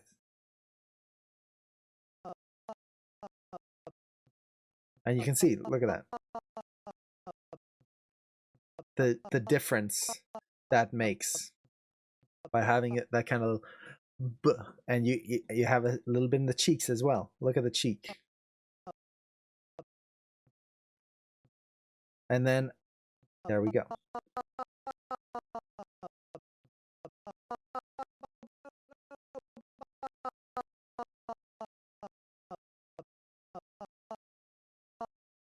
And then I'm just gonna move this key here so it's a little snappier.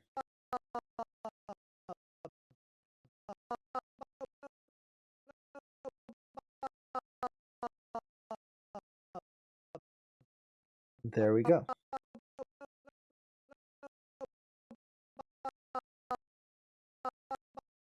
So there we go. With just that, we've got lip sync. Now, that's pretty much it. Like, apart from what I've just done here, there isn't all that much else to lip sync in terms of the actual technique of it, of like the phonemes and all of that stuff. So we've got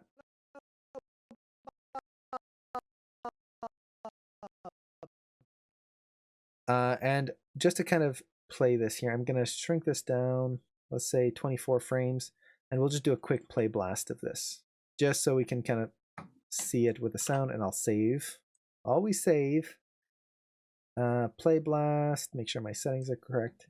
Okay, and then how do we train ourselves to know the right phoneme? It just takes practice. So what you do is you just find a line of dialogue and then write it out phonetically.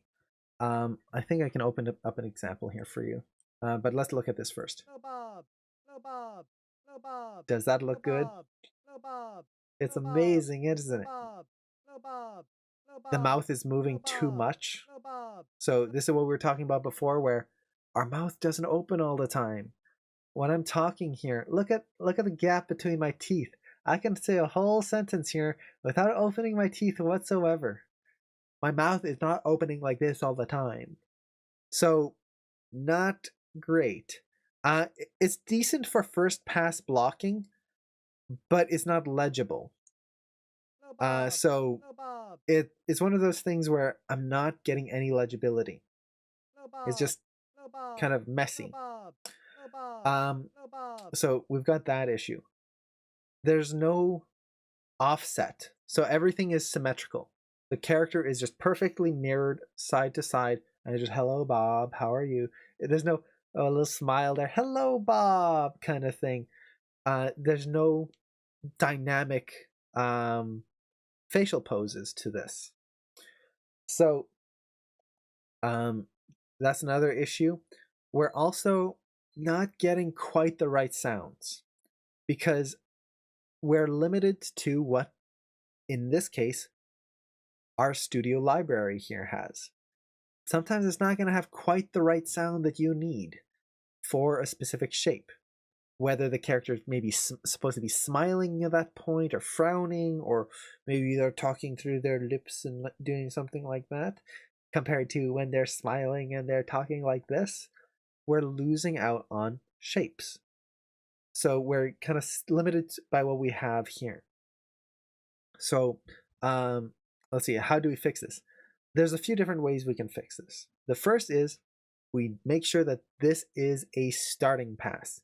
This is just our very first initial throwing things in there and making it just kind of in the right place, barely. Then we work off of this. Or we build things from scratch. Now, for me personally, when I was learning animation, I like to do everything from scratch. The big reason being, it teaches you how to pose and how to do lip sync at the same time.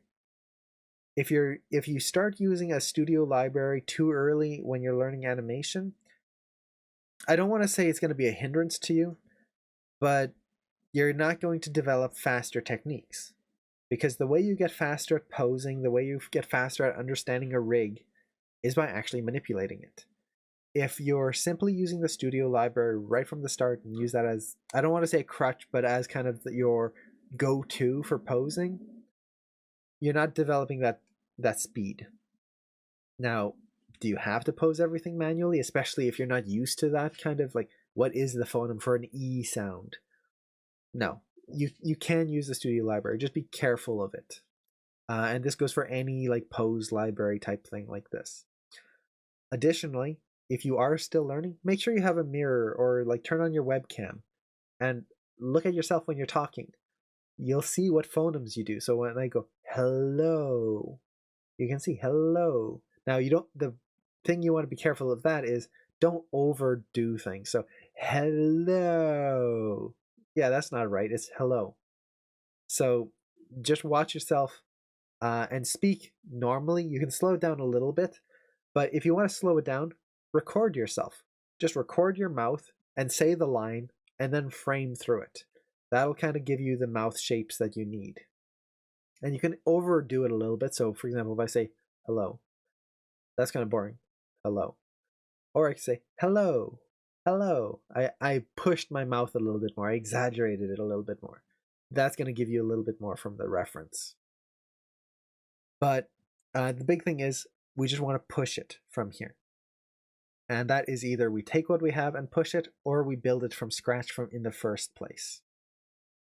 So I'm going to build it from scratch for the next one, just so we can, because I've already shown the studio library. I kind of want to show the difference between like just going from scratch, because right now pushing it is just going to be reshaping certain things.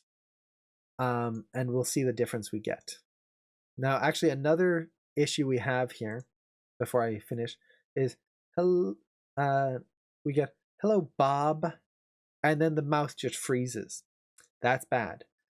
The other bad thing that this is typically what I see a lot of people do when they start doing lip sync is they'll go hello, Bob, and then boop. They do that. So, hello, Bob. That's not right. When we speak, again, we do not reset ourselves. Hello, Bob. We don't reset. Hello, Bob. My mouth stays open, but it goes Bob and then in. Bob. But not closed all the way. So we've got all these different things to keep in mind. There's a lot. And this is just a simple voice line. There's a lot of other rules that come into play. And it's specifically for what sounds are important. And this is something like, that's a whole other topic on itself of which sounds do you want to, when you've got a line of dialogue here, and oh yeah, that's what I wanted to show, a full line of dialogue here. So let me open up a scene here. Because this actually ties into the next thing I'm going to say. There you go. I have to remember where I saved it. So this was an X sheet I did for a line of dialogue that I was animating. So you can see, same setup here, basically. And let me open up the text for it. So whenever I do a line of dialogue, I write out the text. And again, I cover all this in one of the previous videos. So if you want to watch the recording of this specifically, you can check that out. But the black is the line of dialogue. The gray here is the subtext of the line. So what the character actually means when they're saying something. For example, with our hello Bob, I could say hello Bob, which means, oh, I'm so glad to see you. Or I could go, hello Bob, as in, what are you doing here? I just saw you earlier today and you complained and complained and complained. Why are you here? Totally different subtext. Then we have the phonetics. So, for example, here the line is, so you came looking for black powder, did you? That's how you would write it out, alphabetically or linguistically. But phonetically, the way the character who delivered this line said it is, show, EU, EU, Kim. He didn't say came, he said Kim, looking for black. You can see the higher inflection is black, powder. He doesn't it's and then did you. So the way you say something is totally different than the way you write something. So if you're interested in learning phonetics, take a line of dialogue from a film or from a TV show or something online, write out the dialogue as they said it, word for word, and then frame by frame through it and listen to what they're actually saying. Listen to the way they say the word, and write it out phonetically as close as you can. Now, this is one of those things that is helpful to have two people working on at the same time. So get your friend to listen to it as well, and everyone's going to hear things slightly differently. So the more people you have, the nicer it is to kind of tune in on the specific sounds that are happening. But we already have our phonetics right here for this. So let me dock that, and get that lined up there. And I'm just going to go to the next line of dialogue here. There we go.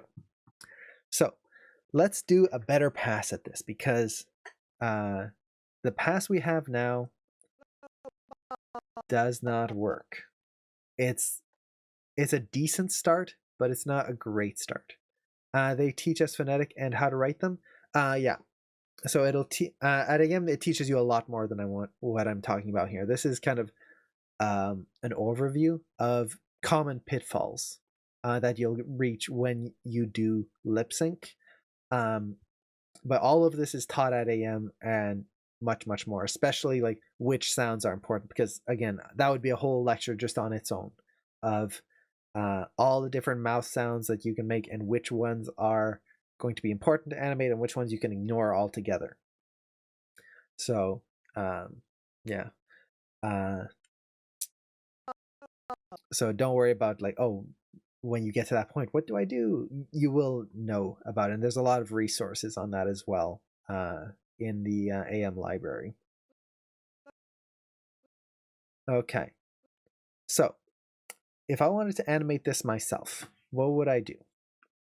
We're going to kind of redo this line here, but this time I'm going to focus on doing it myself. I still have the Phoneme guide here on the left side. You can keep this open. It's nice reference. You can even use it if you want. I like to have it open just so I can kind of remind myself, like, oh, how would I pose out the mouth for this specific shape? But I can also just pose things out manually. So let's start here. Let's have it just start on, I'm going to set a key on frame 30 just so I have the default pose here. So we get huh. So on frame 32, we get just a little bit of a huh. So for something like this, I'm going to just open the jaw ever so slightly. not much. And actually, let me do this. I'll do step by step instead of sound by sound because this is typically the workflow you do for a really long shot. So that's usually what we end up doing anyway. So the first thing, the jaw pass. When you say, hello, Bob, where does your jaw open? It's not opening on every syllable. It's not, hello, Bob. It's not opening that often. It's like, and this is one of those things that when you shoot reference, angle the camera so that you can see your teeth when you're talking. That's going to be a great indicator of, sorry, pointing with the wrong finger there. Great indicator of where your jaw is moving. So, hello, Bob. And if you don't have a camera or you're just doing it with a mirror and you can't record it, just put your hand here. Hello, Bob. It's really just Bob. Hello. O has a bit, so hello. O, just a little bit. Bob. Bob. So those are my main 2 points. So for the jaw, let me undo this key here. So hello. Oh.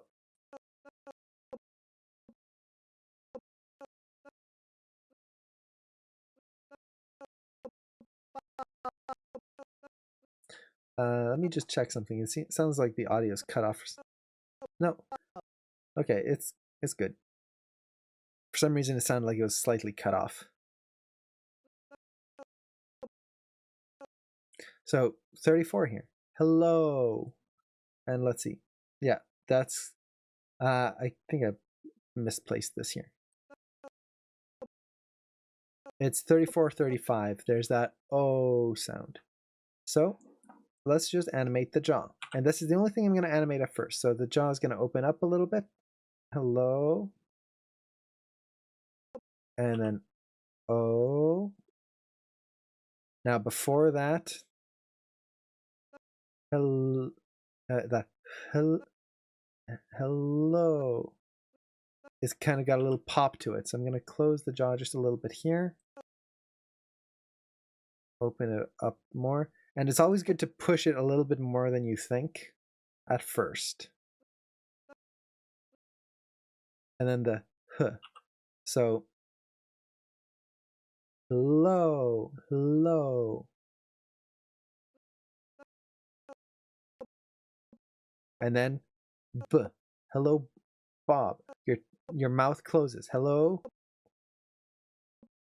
So my B sound, it has to happen on 35. So you can see how I opened it here. I actually have to close it. So this is where, again, the X sheet is helpful because when I'm scribbling over here, I hear O on frame 35. That means, oh, I'd open my mouth. But I know that I need to have that mouth closed then to read things properly. So I'm going to actually close that here. Now that I'm not going to close it completely because your lips can close without clenching your teeth. So hello, Bob. The teeth are the lips are going to close more than the jaw here. This is just one of those things where just feel it.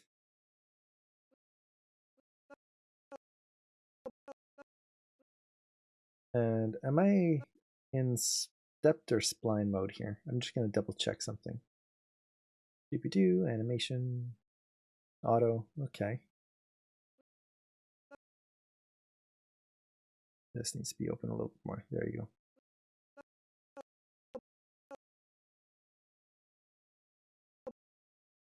And that should be closed a little bit more. That'll be closed a little bit more as well. Then Bob.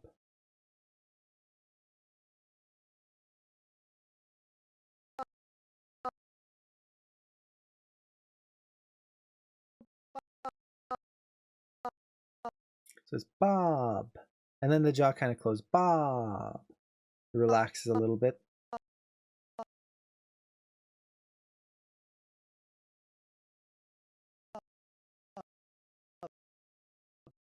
And then B. So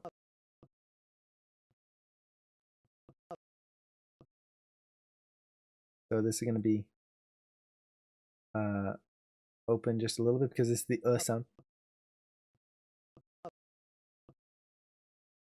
Actually, I'm just going to, let's see, I think if I hear this correctly, and I do apologize, there's no music. I figure it's nicer to hear this audio I'm scrubbing through than music. But if you guys do want music, let me know.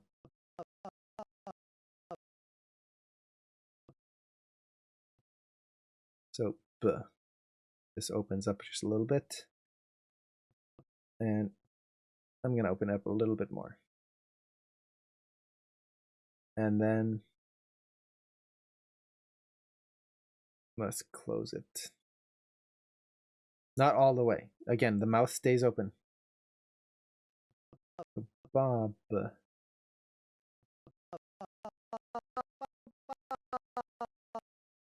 Let's open that just a little bit more.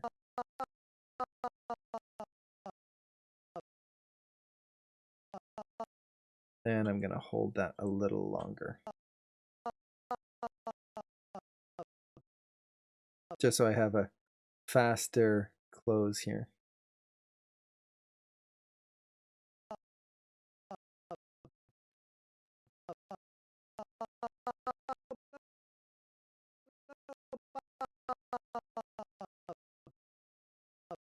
And here, let's just favor that pose.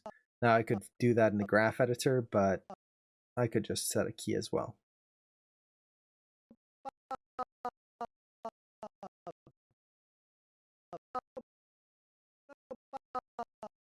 There you go. Just one controller.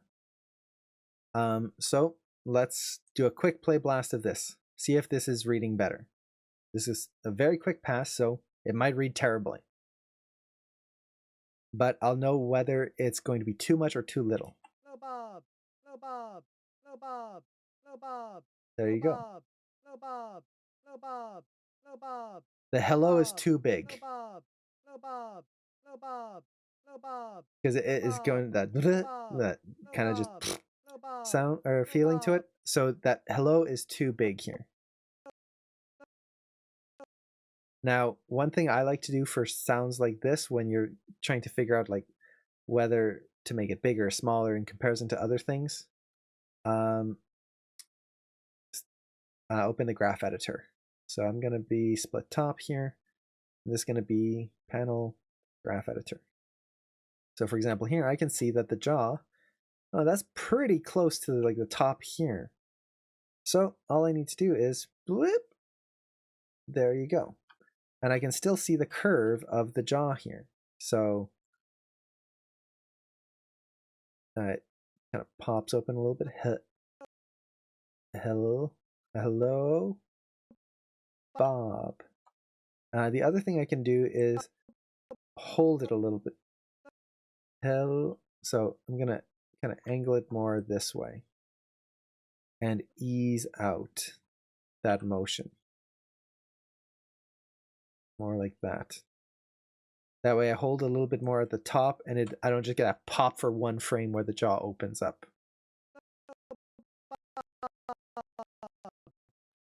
Okay, so let's take a look at that. So very small change, but I want to make sure I get the jaw pass right first. It might not look like much, but without this pass, you're not going to be getting... No Bob. No Bob. That's better. No Bob. Now we don't get that like flutter motion. Now it we sell the Bob, but we still have the hello.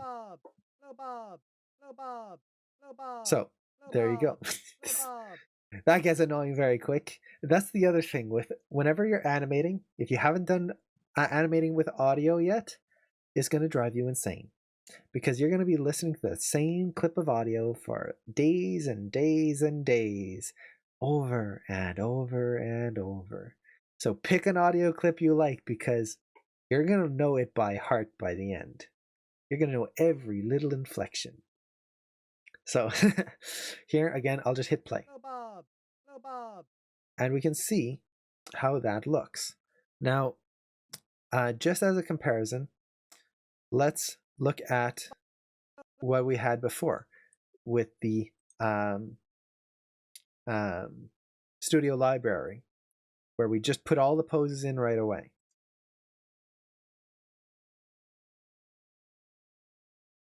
So doobie-doo, let that play, and Hello, Bob. Hello, Bob. Hello, you can see how Bob. it's just Hello, like Bob. fluttering Hello, all over the Bob. place. There's Hello, no... Bob. Hello, Bob. Hello, Bob. Hello, I'll Bob. just mute it here. You can see we can't read what's going on because there's just too much movement. It's just popping everywhere. In comparison to this, again, I'll just play blast and I'm going to mute it right away. So we don't even hear the audio. And consider there's no mouth shapes here at all. We only animated one control so far. But you can almost read that. You kind of have to play the audio in your head a little bit, but you get it. You get, hello, Bob. Compared to the other one where it's just, it could be anything. That character's just jabbering. So jaw pass, extremely important. Now, one thing I'm noticing is at the end, the b, like Bob. I don't like the way it kind of bounces. So what about setting it as alarm tone? Oh boy, if I set that audio clip as my alarm tone, I would be out of bed before the alarm went off every morning. I would not like that. So the thing I'm noticing is that jaw bounces at the end there. So I'm just going to fix that again. Graph editor. And I want it to kind of, when he says Bob, I want that jaw to relax. Because if I do that, Bob, my jaw just kind of goes, ugh. It relaxes. So I'm just going to take that and relax it a little bit. So now when he says Bob, it's just, hello, Bob. And his jaw doesn't pop back up right away. And look at the difference in the curves here. How with the pose master, the studio library, whatever you want to use, look how even all of this is. How it just adds these shapes in and this overall jaw motion that is very, very, like everything's at its maximum. The character's always talking big because that's what each phoneme is supposed to be. It's the big phoneme for each sound. That's not how we speak. We have inflections, highs and lows, and parts where we're just barely moving our jaw, and then parts where we're really enunciating or really pushing it. Now, does that mean that you can't use the studio library? Not at all. Again, you can always just go back here and adjust these curves to match this. But the problem with starting with the studio library method is you've got all the other motion in there, which makes it hard to tell whether the base motion, the jaw, which is the most important motion, is actually reading. By doing a jaw pass first, now we know that that jaw works without anything else. Now anything else we add on top of this is just going to be gold. So we're pretty good. So that's the first pass right there. Okay, now what do we do? Well, now you do the corner pass. Once you do the jaw, it's the corners of the mouth that are the most important because that's where we get the ooh, ah, e. It's the main lip shape. We don't have to worry about every individual control just yet. We just want to get the jaw pass working. Done. Now we do the corner pass where we just get the basic in-out motion. Not so much the expressions yet, but the in-out. And do you think that at a low-budget production house like a television, they only use a studio library workflow? They would use it more heavily, but they wouldn't use it exclusively. They would still adjust the mouth to fit that specific line of dialogue if they had time. Now, at a studio, you're going to have a much bigger pose library. So you're going to have mouth shapes that fit most situations and expression things for most situations. So they'll probably use it much more heavily than you would normally in a production. But if they still want to sell that dialogue, they still have to do a pass to adjust the jaw, make sure that the jaw isn't moving too much. Move the corners so that it looks good based on that specific camera angle, because it's not going to look good from every camera angle. Now, if you're working in a 2D environment, you can use it a little bit more freely, because with 2D, your characters, especially when you're using a library for poses, they tend to face the camera a specific way all the time because it's 2D. They're not going to have all these subtle camera changes as you're moving. So you can use kind of these base shapes a little bit more easily. The other thing with 2D is that you don't have the actual jaw moving sometimes. If you watch cartoons, their mouths will move, but it's very rare to have a cartoon actually move the jaw, the outline of the jaw when characters are talking. So you're just replacing mouth shapes, like the actual mouth overlay. So that makes it a little easier as well. As soon as you have like the silhouette moving, that adds a lot of extra movement to a face. So it's different per studio, per project, but I would say very rarely is a pose or studio library ever used exclusively where that's all they'll do. They'll put it in and hey, we're done. There's always going to be a little finessing afterwards to refine that motion. So I hope that answered your question. Now let's do the mouth corners here. So for the mouth corners, basically I'm just going to do an in-out pass here. Now I'm just going to do it very basically here at first. I'm not going to worry about expressions or asymmetry yet, just to kind of show how much this will add without doing much else. So to do this, we just need to look for big moments in the mouth. So like, for example, when you go, hello, that's the corners of the mouth coming in. Hello, they're coming in. Or Bob, out, Bob. And then other sounds like huh, like the H sound. It again, I could go, hello. My mouth doesn't really come in. Even like I could go, hello. My mouth is still out. So I don't technically need the mouth corners. This is why the jaw pass is the most important, because I get to go, hello, my name is Bob, or hello, Bob. My mouth corners stay out the whole time. They don't have to come in and out, in and out, in and out. Now to push legibility, I can do that. Put that in and out in there. But I don't want it to be huge. I don't want it to be always moving all the time. So let's just quickly do this. So he says, I want it to be smiling. That's the big thing. So he's gonna start with a smile here. Now I'm just gonna move this out, and I'm just gonna move this up, just to kind of give a very basic expression here. Again, I'm not gonna worry about asymmetry just yet. So even at the beginning, let's copy that over so that he's so hello, hello, hello, hello. So that's on 34. He's gonna go hello, not that far. Hello. Oh, take care, Elon. I'm glad it was interesting. Let's see. Next time I would like to see a Hello Bo dialogue.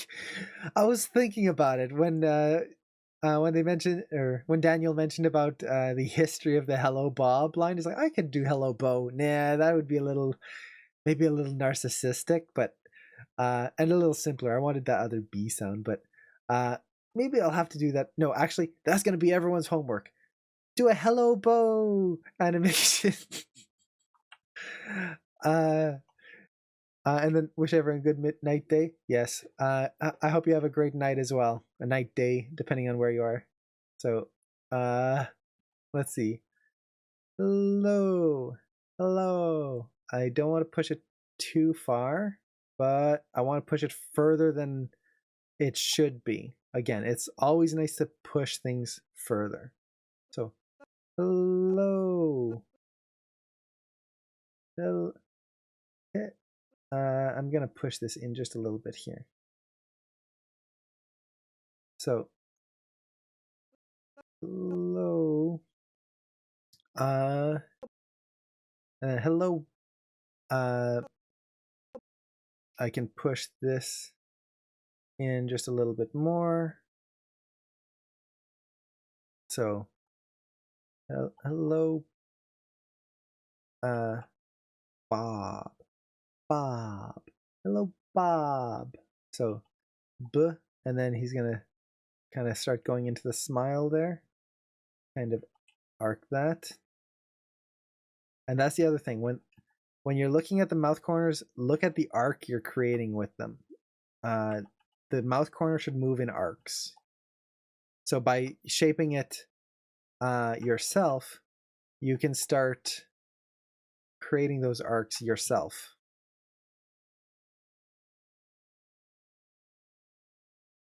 Hello, Bob.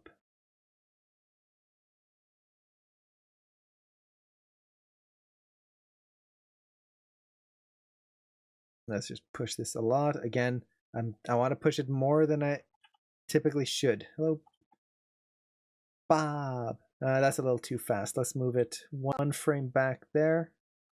And you'll notice that I don't set like, oh, this mouth pose is going to have everything keyed on this frame, and then this one is going to be everything keyed on this frame, like I would on a regular pose. I'm just kind of doing like the jaw was on its thing, the corners of the mouth are on their things, because they're pretty much keyed on ones almost. So I'm just more worried about getting the lips to read more than creating specific poses for each frame. And then let's push this a little bit more. So Bob. Bob. Hello, Bob. I want the B. Let's see. B. I still want a smile here. Bob. But I want a little less. That way. So Bob. And then here, let's just kind of bring that in. Bob. Bob. So that mouth corner here. Let's keep it till there. And then let's bring this mouth in just a little bit. And I can always go into my graph editor to check how my curves are going. Just to, for any subtle animation, it's nice to go into the graph editor. So make sure I just have that and that selected. I want my translate X and translate X. Okay. So, for example, oh, Bob. I want this smile to kind of keep expanding here. So I can make a moving hold very easily just through here. Maybe not quite as big right there. Hold a little bit more. Then it comes in. Here, let's kind of ease out a little bit more. Like so, and like so.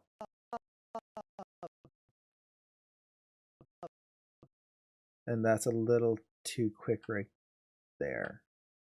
So I kind of want it, let's see, Bob, Bob, Bob. Let's see, what do I want? Let's set a key on this. Hold that a little bit more. I want that B to be more explosive, basically. So a little bit more like so. And then, hey, Creeper Zumac, how's it going? Nice to see you again. There you go. Bob. And I think I can lower the jaw just a little bit here because it's not that big of a sound. There you go.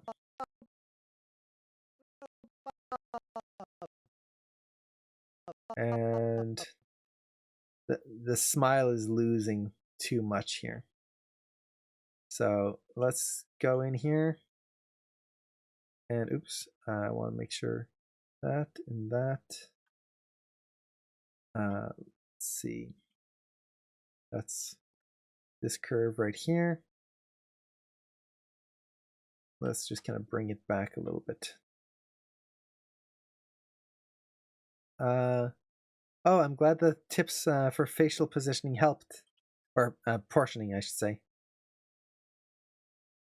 Yeah, when I learned those, it really made a huge difference in my drawings because I could never get the face proportion correctly. It was horrible when I first started out. But when I learned that, it was just like, wow, it's actually not so bad. Okay. This is feeling a little even right here, where the smile comes in. Hello. I want a snappier. I'm just going to set a key here. And I'm going to ease that a little bit more. That's better. Okay, so let's compare how this looks. So again, I want to do a quick pass first before I refine things. So let's see. Hello, Bob. So there you go. You can see it's very simple. The lips don't have to be, or the cheeks don't have to be coming in and out, in and out, in and out, the corners of the mouth. They really just go, hello, Bob, and then in just a little bit. So it's in, out, in. Just a very simple 1, 2, 3. Compared to, oh, and let's see. Same with me on the side. Anything else you have for the front of the face? For the next drawing stream, I'm hoping to have more for the face. And what am I doing today? I'm doing lip sync, exploring specifically phonemes and common pitfalls that people run into when they're animating the mouth. So for here, let me look at the curves here for the side of the mouth. So translate X, translate X. You can see how in this section here, we had that simple out, in. So it starts out, comes in 1, 2, 3 from its starting position. Just 1, 2, 3. Now we look back at what we had here. From the starting position, we got 1, 2, 3, 4, 5, 6. 6 different in and out movements compared to 3. This is again an issue with phoneme shapes because the corner of the mouth isn't, for lack of a better word, tied specifically to phoneme shapes all the time. We can exaggerate our mouth when we're talking. So for example, when I'm going E, like hello, or how should I, what word starts with E? Everybody, like, no, that's E, eek. That's the only word that, seeker. Let's say I say seeker. Seeker. Like, that's the E sound. Eeker. Well, I could say seeker. Like, oh, that seeker. Something from Harry Potter or something. The seeker. Why did they do that? I'm not doing an E sound. I'm doing seeker. Seeker. My corners of the mouth are in. Seeker. Man, that's seeker. When I'm angry, my mouth comes in. When I'm happy, it goes out. When I'm sad, the seeker. It didn't even, my corners of the mouth didn't even move. The seeker.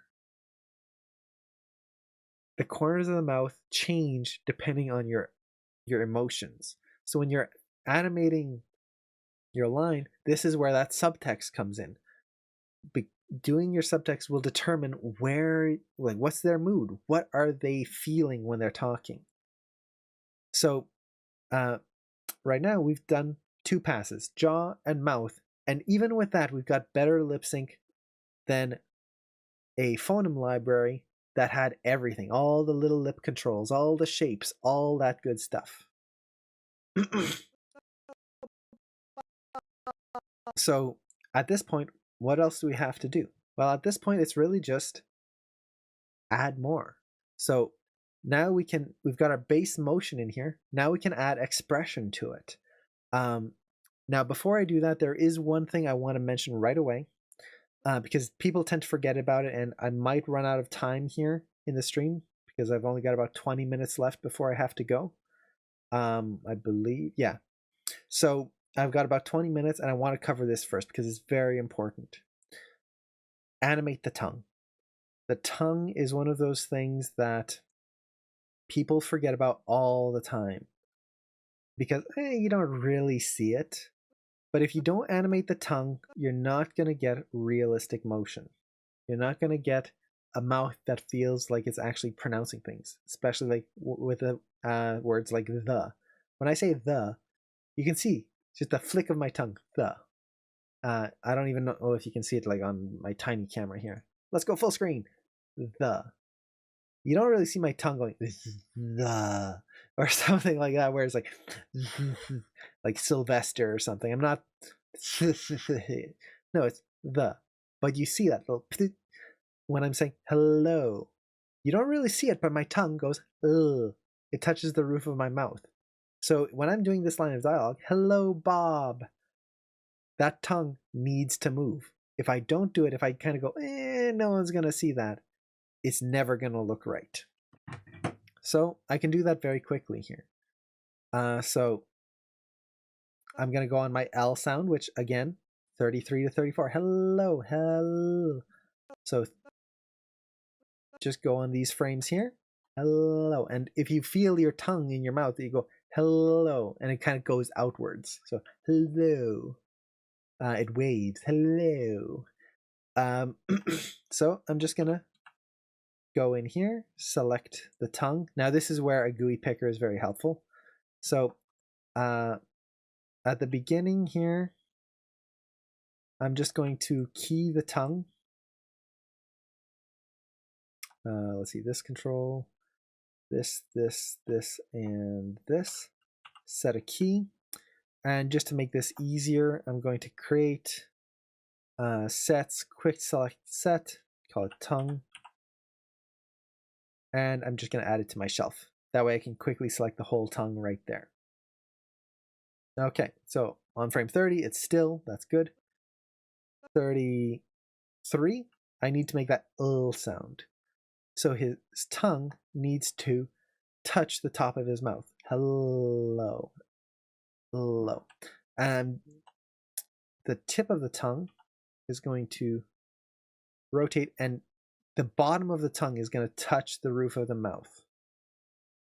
Hello.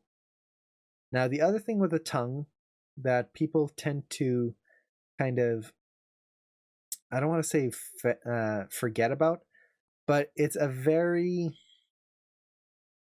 elastic muscle. It is basically it is a muscle that is not attached to anything. It can just move all on its own. And you can thin your tongue and widen your tongue. So I can go thin or thick. Just flatten it out. So you can also stretch the tongue in and out. So when I'm doing this, I cannot forget to stretch the tongue at times. I can use the scale for the tongue. So for example here, that tongue, it's going to roll up. Let's get it in there. And again, people are not going to see this really. So you don't have to spend hours getting this perfect tongue motion, but get it in the ballpark and you'll be good. Oh, and what program am I using? I'm using my 2018 actually today. I do have my 2015, 16, 17, and 18, and I kind of use them at random times in my streams. So at any time, it could be any of them. But typically, when I'm animating in CG, I'm using Maya. Now, one thing I do want to make sure is that I'm not going too far with this tongue. In the sense of I do not want to cut through the roof of his mouth. So about there. Are they pricey? It's pretty pricey for a proper studio version of Maya, but you can get a student version if you're learning Maya completely free. It's a 3-year license. So if you want to learn that, try that out. It's basically the entire program. The only thing is when you save. So since I'm teaching, I got a educational version of Maya here, so student version, because I teach Maya. Whenever you save, you're going to get this message. So that is a reminder. You also cannot use it for anything professionally. So if I was working at a studio, I can't use this version of Maya because I didn't pay for it. It says student version. However, I do have my 2017, so that's what I use, and 16 and 15, so I can use those for work. But I do like 2018 because they fixed a few bugs. So when I'm doing my streams here, it seems to crash less, which is always nice. So yeah, and it is free if you're just learning. You don't have to be a student of a school or anything. As long as you're learning Maya, you can use it. So we've got our tongue here. Next pose. Let's kind of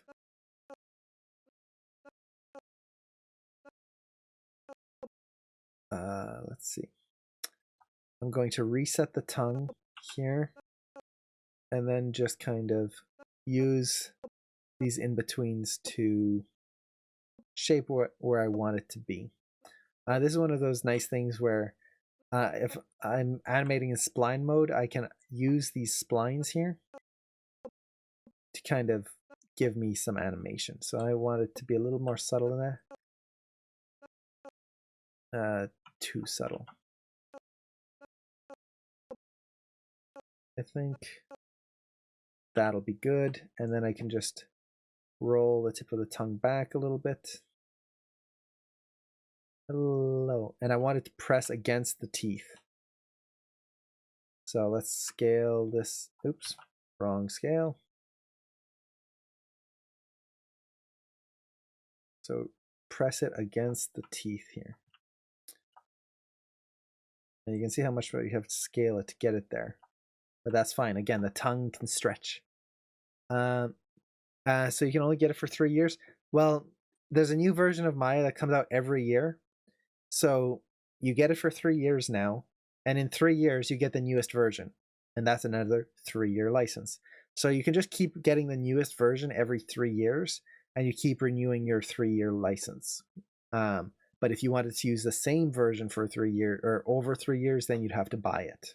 So it kind of just encourages you to version up, which isn't a bad thing. Because Maya always, every version, they tend to add in some really nice things. Let's see. Like so. So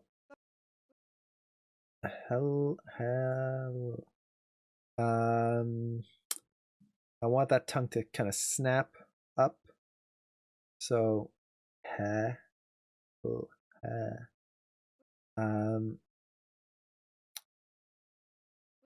let's go here, and I'm just going to kind of curl the tongue up here, down here, and just kind of whip. So now if I watch the tongue here, it's kind of hard to see because it's moving with the jaw, but hello. And I'm actually going to move it here because I want to see it in my viewport. So I want to see that coloration there. And let's make sure I'm not, yeah, I'm cutting through the teeth right there. So let's scale this back just a tad.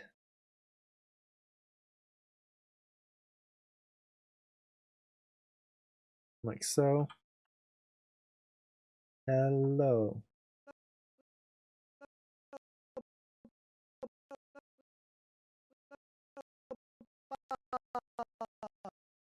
And then Bob. I've been renewing mine. You just get a new one with another email. Oh, okay. Yeah, and that's the website. Thank you so much, Sin. So, since his mouth is closed, I can just key the tongue right here. I don't have to worry about animating it when the mouth is closed.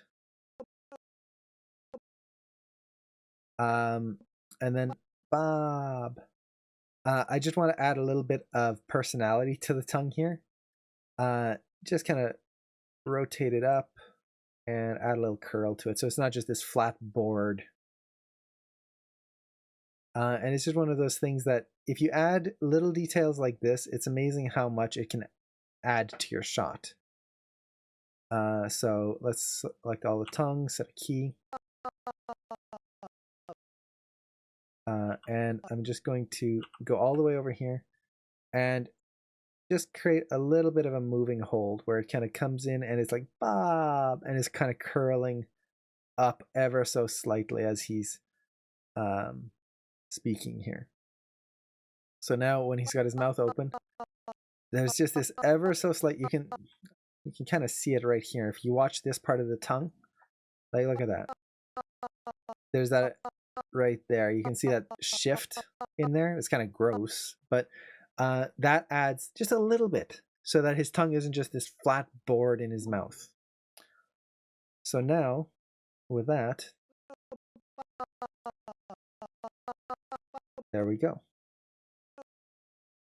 And another thing I kind of want to do, hello, I want to shrink down his tongue just here a little bit, shape it a little bit more, because again, we can narrow and widen our tongue. And for the hull, I just wanted to kind of like, as he's stretching it, keep in mind the property of squash and stretch. When you stretch something, it thins out. When you squash something, it flattens out and widens. So I want to kind of give that feeling to the tongue here. There we go. Now, again, let me save. And I'm just going to do a quick play blast of this just to see how that tongue is working. Once I do this, like the tongue is pretty much done at this point. It's a very quick pass. So there we go. There's a very quick pass of the mouth. Now you can see that the tongue is very quick here because we really don't see it all that long. Now I might, hello. Hello. I think I need to open his mouth a little sooner here. Not so much the jaw, but the lips. And this is going to be pretty much the next pass here is the lips. Now, before I do that, there is one other thing I do want to show because it makes a big difference without having to add much else. And that is the corners of the mouth. Now you can pose these out very quickly by actually posing out the shape of the mouth, or you can just kind of use this that pucker seal corner, and you can see how that shapes the mouth. This is a very important control to avoid doll lips or doll mouth, which is basically just this round mouth that just looks fake. So by adding this in here, I'm just going to do a quick pass adding this seal corner in here. So L is it's not a round shape here, so let's hello.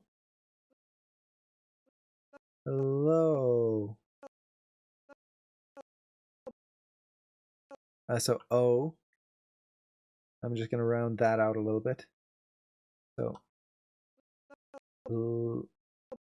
B. So this is a B sound that's going to be closed, and I'm going to animate the lip actually closed here as well, but for now, I'm just going to keep it like that. I don't have to do that too much right here either. Ba. So Bob, he's smiling. There's going to be a pinch to that corner there. Bob.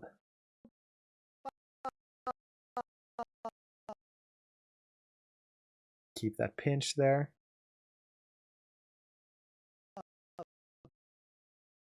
Bob. And now it can, as he opens his mouth, I can kind of push it a little bit more open so it's not quite so puckered. Just a little bit. Or sorry, sealed. So let's go through here. Now this one looks wrong because I need to make that B sound. When we say B, our lips push together. This won't look right until those lips are actually closed. So let's just do a quick play blast of that.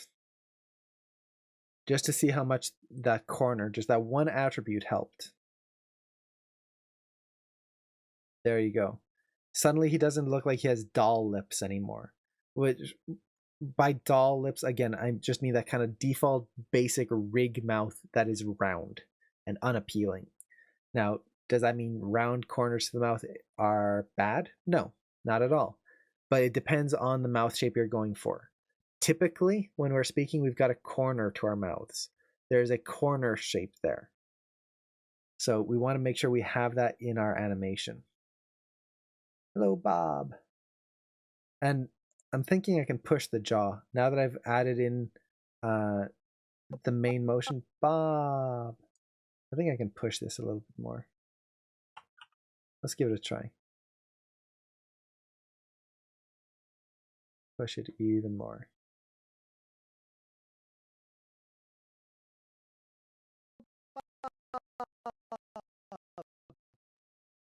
There we go. It says I can only try it 1 month. You probably have to sign in. You have to make an account and sign in as a student. You have to make a student account on Autodesk. If you just download the regular trial version, that'll only be for 1 month. Let's see. Okay, so at this point, it's really lip shapes. So at this point, I can go really in depth. So for example, when he's going, huh, I'm just going to do some very basic shapes here. So his lower lip's going to open a little bit more here. Huh, hello. And I can see that his jaw could open just a little bit more now that I can see his teeth. So, huh, and I'm going to not show too much teeth. Try to avoid seeing top and bottom teeth. It makes it creepy. Huh. Hello. Oh, hello. Ooh. Oh.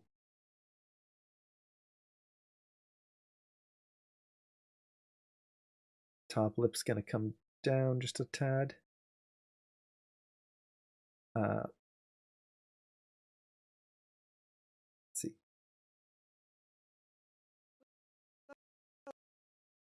Hello. So this is where it comes in important. I close those lips. Hello. Hello. I'm just trying to see which lip moves more, top or bottom. So hello. Now you can see that mouth is closed. I want to make sure that it feels hello. Hello. Hello. Hello. Hello. Okay. So when I do that, what's happening is my bottom lip stays low. So hello, and then my top lips come down. So I'm getting more of this shape. Now you'll notice that I get really weird mouth shapes when I do that right away. I can refine these later. So hello, so hello, Bob. So now here it's going to press together even more. So we get that kind of lip squish. And then maybe this is going to come up just a little bit as it's being pushed up. Hello, Bob. Bob. So top lip is going to come up just a little bit, not quite to the teeth yet. So Bob and Bob. Bottom lip comes down. And then Bob. Teeth. Top lip comes up because it's kind of a smile. So it's like, coming up.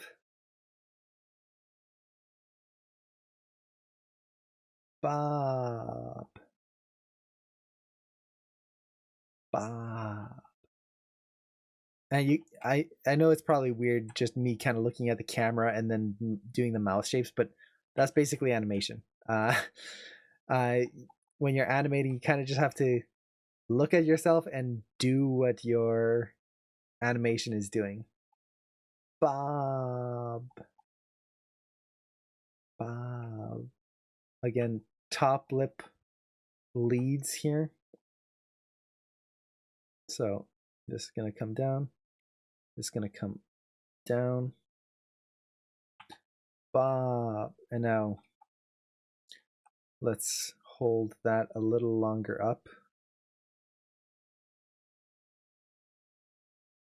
And then kind of ease that out. And then Bob. Again, here. This is going to come up and push this lip up. Bob. And B. So let's see. Bob. Bob.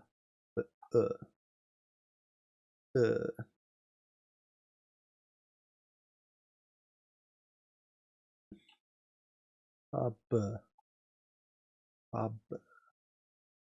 And then let's kind of just lower that lip here and raise that one just a little bit. So Bob. There we go. So this is just globally adjusting two controls. Let's see the difference we get here. So I still haven't adjusted any shapes or anything like that. This is just globally running through some simple controls. But here's what we get. All of a sudden, you feel those B's. You feel like Bob. It's explosive. The lips feel separate from the teeth now. The lips are moving up and down in comparison to the teeth. That's important. Our lips do most of the talking for us, not the jaw. Let's see. I'm kind of moving the lip a little too high right there, but that's more of the corner of the mouth is kind of creating a flipping motion, right? So you can see here how it kind of go right there. And then right there, it's not really moving. And then right there, it flips again. I'm pushing that a little too much right there. It's creating a little bit of a pop. So let's clean that up just a little bit. So just kind of push this up here, push this up there. So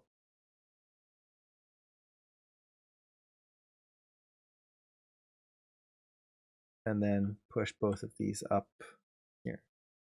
So I'm just not pushing that as much. And then I think I could push the jaw open just a tad more here. Just to be a little bit more interesting and get that buh sound. Now,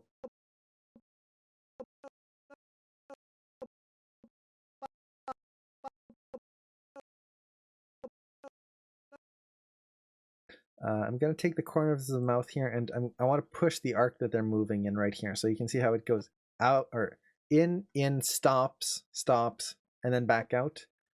I want to push this a little bit more. So this is going to be the translate X, and translate X. And I'm just going to pull this out a little bit so it hits a little bit more into that B sound. Just a little bit. So I can see a change in there.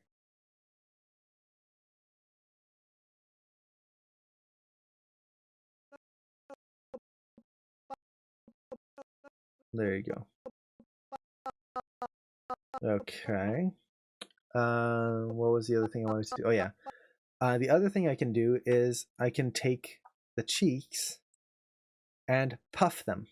So cheek puff is like that, air, like that. That's going to be very important for the B sounds, because when we're doing B, you can see, like, look at the shading on my cheeks. B. There's a little boop. Cheeks, they puff up because the B sound is we fill our mouth with air and go B. Like we let it out. B.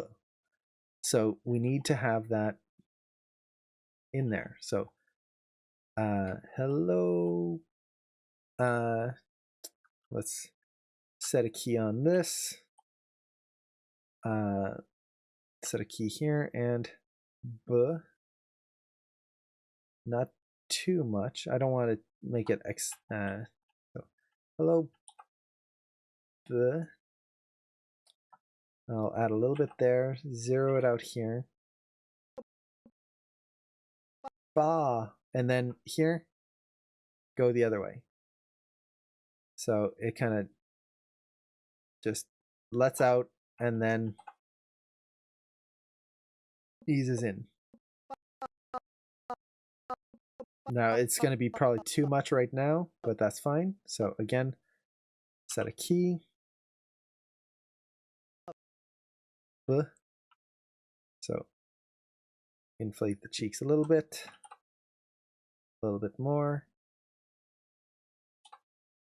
and then out.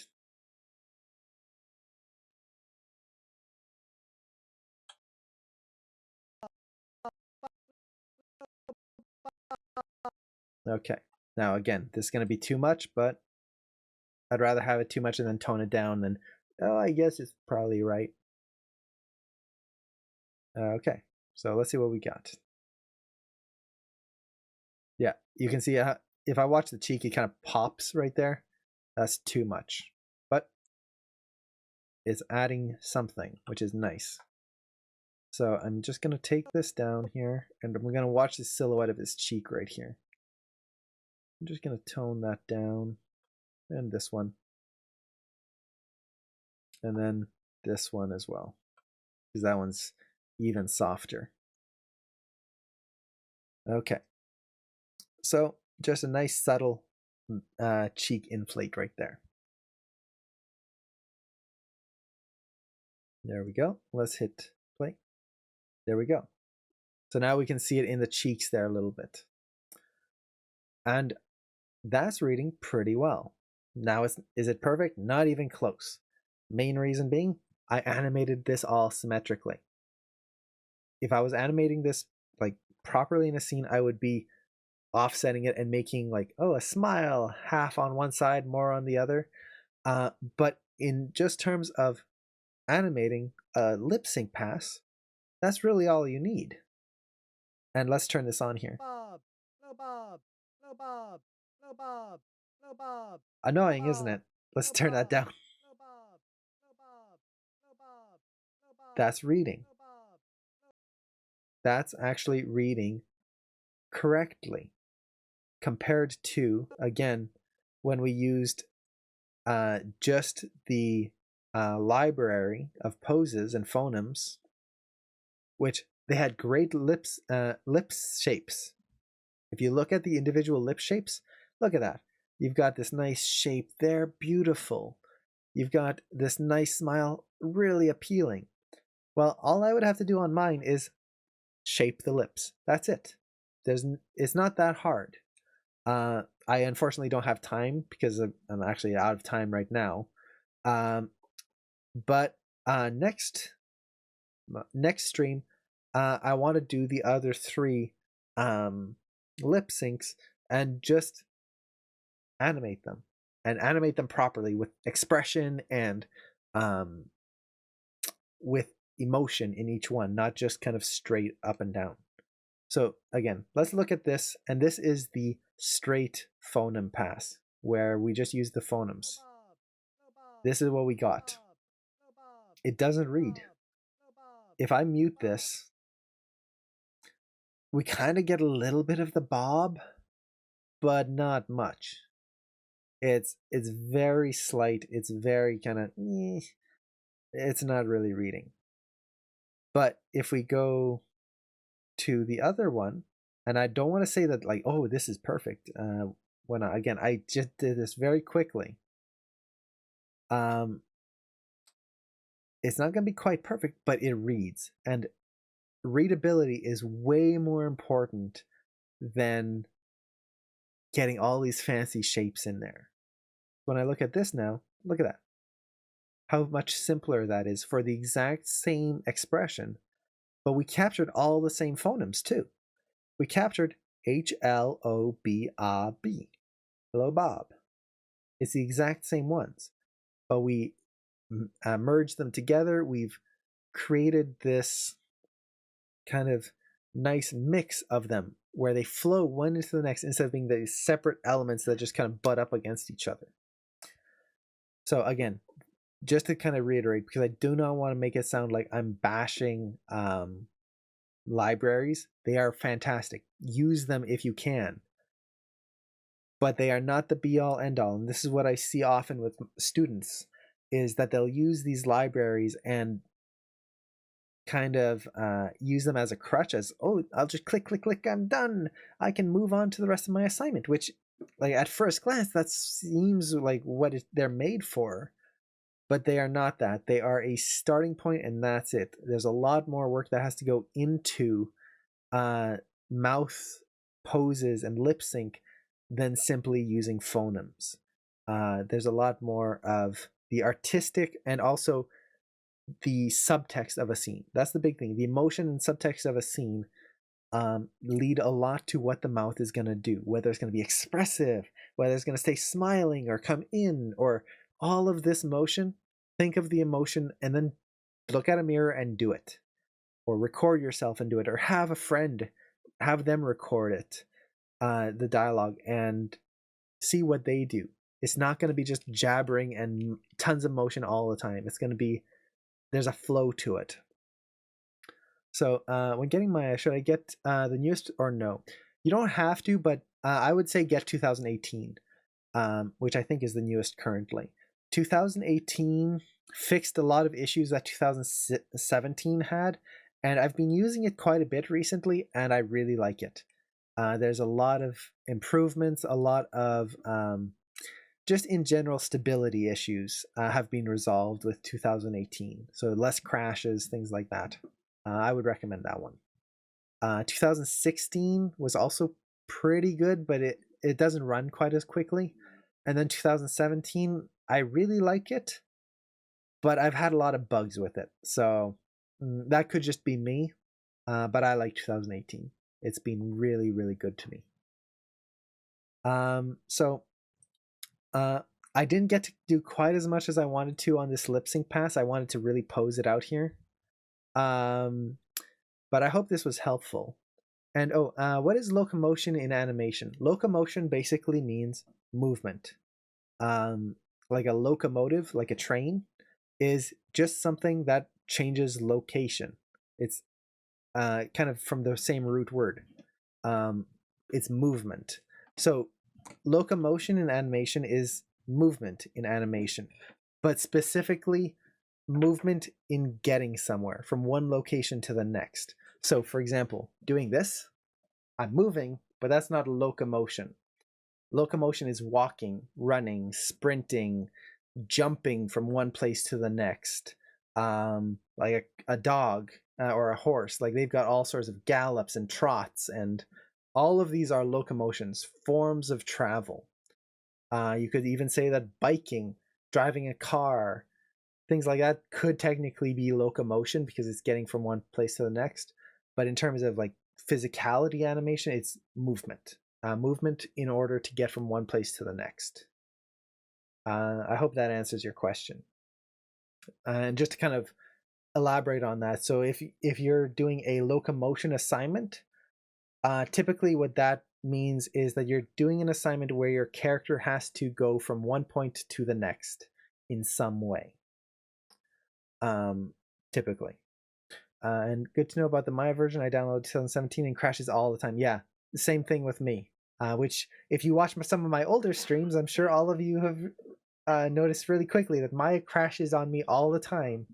But Sin, if you are still getting crashes, let me transition here, and I'm still playing there. If you're still getting crashes, go into your options here. And this was, I forget who mentioned this. I think it was Daniel mentioned this. And if it wasn't Daniel and it was someone else, I do apologize. But this tip has saved me a lot. Go to your animation tab in your settings and turn off GPU override. This basically, when GPU override is turned on, if multiple things are using your GPU, Maya will try to override it so that Maya runs the best, which is great in theory. But for me, when I'm streaming, like I'm doing right now, it uses a lot of my GPU. And when I have this turned on, it leads to a lot of crashes because now Maya is trying to run how my GPU runs while another program is doing the same. So by turning this off, I've experienced little to no crashes, even with my 2017. Now, I still experience some crashes in my 2017, unfortunately, so it doesn't solve everything. But this has been a huge, huge help. So if you're still having that issue, just make sure this is turned off and then hit save. And hopefully that'll help. I'm going to try that, but I'll download 2018 for the second shot. Yeah, I mean, once a program starts crashing on me consistently, I'm getting another version if I can, because it's not worth the hassle. It's just not worth it. And 2018, the big thing I like is that they improved the graph editor. They added some nice little features in there that I don't think was in 2017. And it's not so much like big features, but just little graphical features that make it nicer to use. So I think with that, I'm going to have to go right away because I do have a meeting to get into and I'm a little late for it. But thank you all for staying in here and joining me in this stream. I hope it was helpful. I hope you learned a little bit of something, and hopefully it makes dialogue seem less intimidating, because I know that is one of the things when you first approach it is just that it's a pain having to approach animation in general, and then you add dialogue on top of that. It's just like how your mind just explodes with all the things that you have to keep track of, and you look at all the mouth controls and all the face controls, and it's just nightmarish. But when you really break it down and just do jaw pass, corner pass, lip pass up and down, a puff pass, it's really not that hard. A tongue pass, it becomes much easier. And if you make sure that each part works before moving on to the next one, it's a breeze. It's still like tedious and at times kind of long because you're doing one frame at a time, but it works much better than just trying to jump in and I hope it works. So yeah, it's something I've been wanting to do for a while here because I know it's something I struggled with a lot. Lip sync it's still something that I struggle with from time to time if I'm not careful, and this is one of the reasons why I do X sheets, because it's amazing how much that can save you. So something else I recommend. And if anyone does want the X sheet that I use, because it's a template that I created, just message me on the Discord or AM, the Pratt Bros Discord or the AM Discord, and I can send it to you. No problem. It's a PDF, or if you want, I could send you the Photoshop file as well. So with that, I've got to go. thank you all so very much for joining me. Hopefully, I'll see you in the next stream on Thursday, and then the Fridays, and then the Sunday stream. Haha, so many streams and Q and A's. Let's see. Could you post in the download resource in this channel? Let's see. Can I post it in the download resources here? So you mean like down here on the Twitch page or in the Discord? Just to double check here. Because if it's on this page, I don't know if I can. I don't know if I can post direct links to a file. But on the Discord page, I do have a resources thing. I will try to set it up on the Twitch page though, just because it's kind of a very useful thing to have at all times. But I don't know if I can link like a Dropbox or a Google Drive link. I should be able to. We'll see. But anyway, I gotta go. So take care.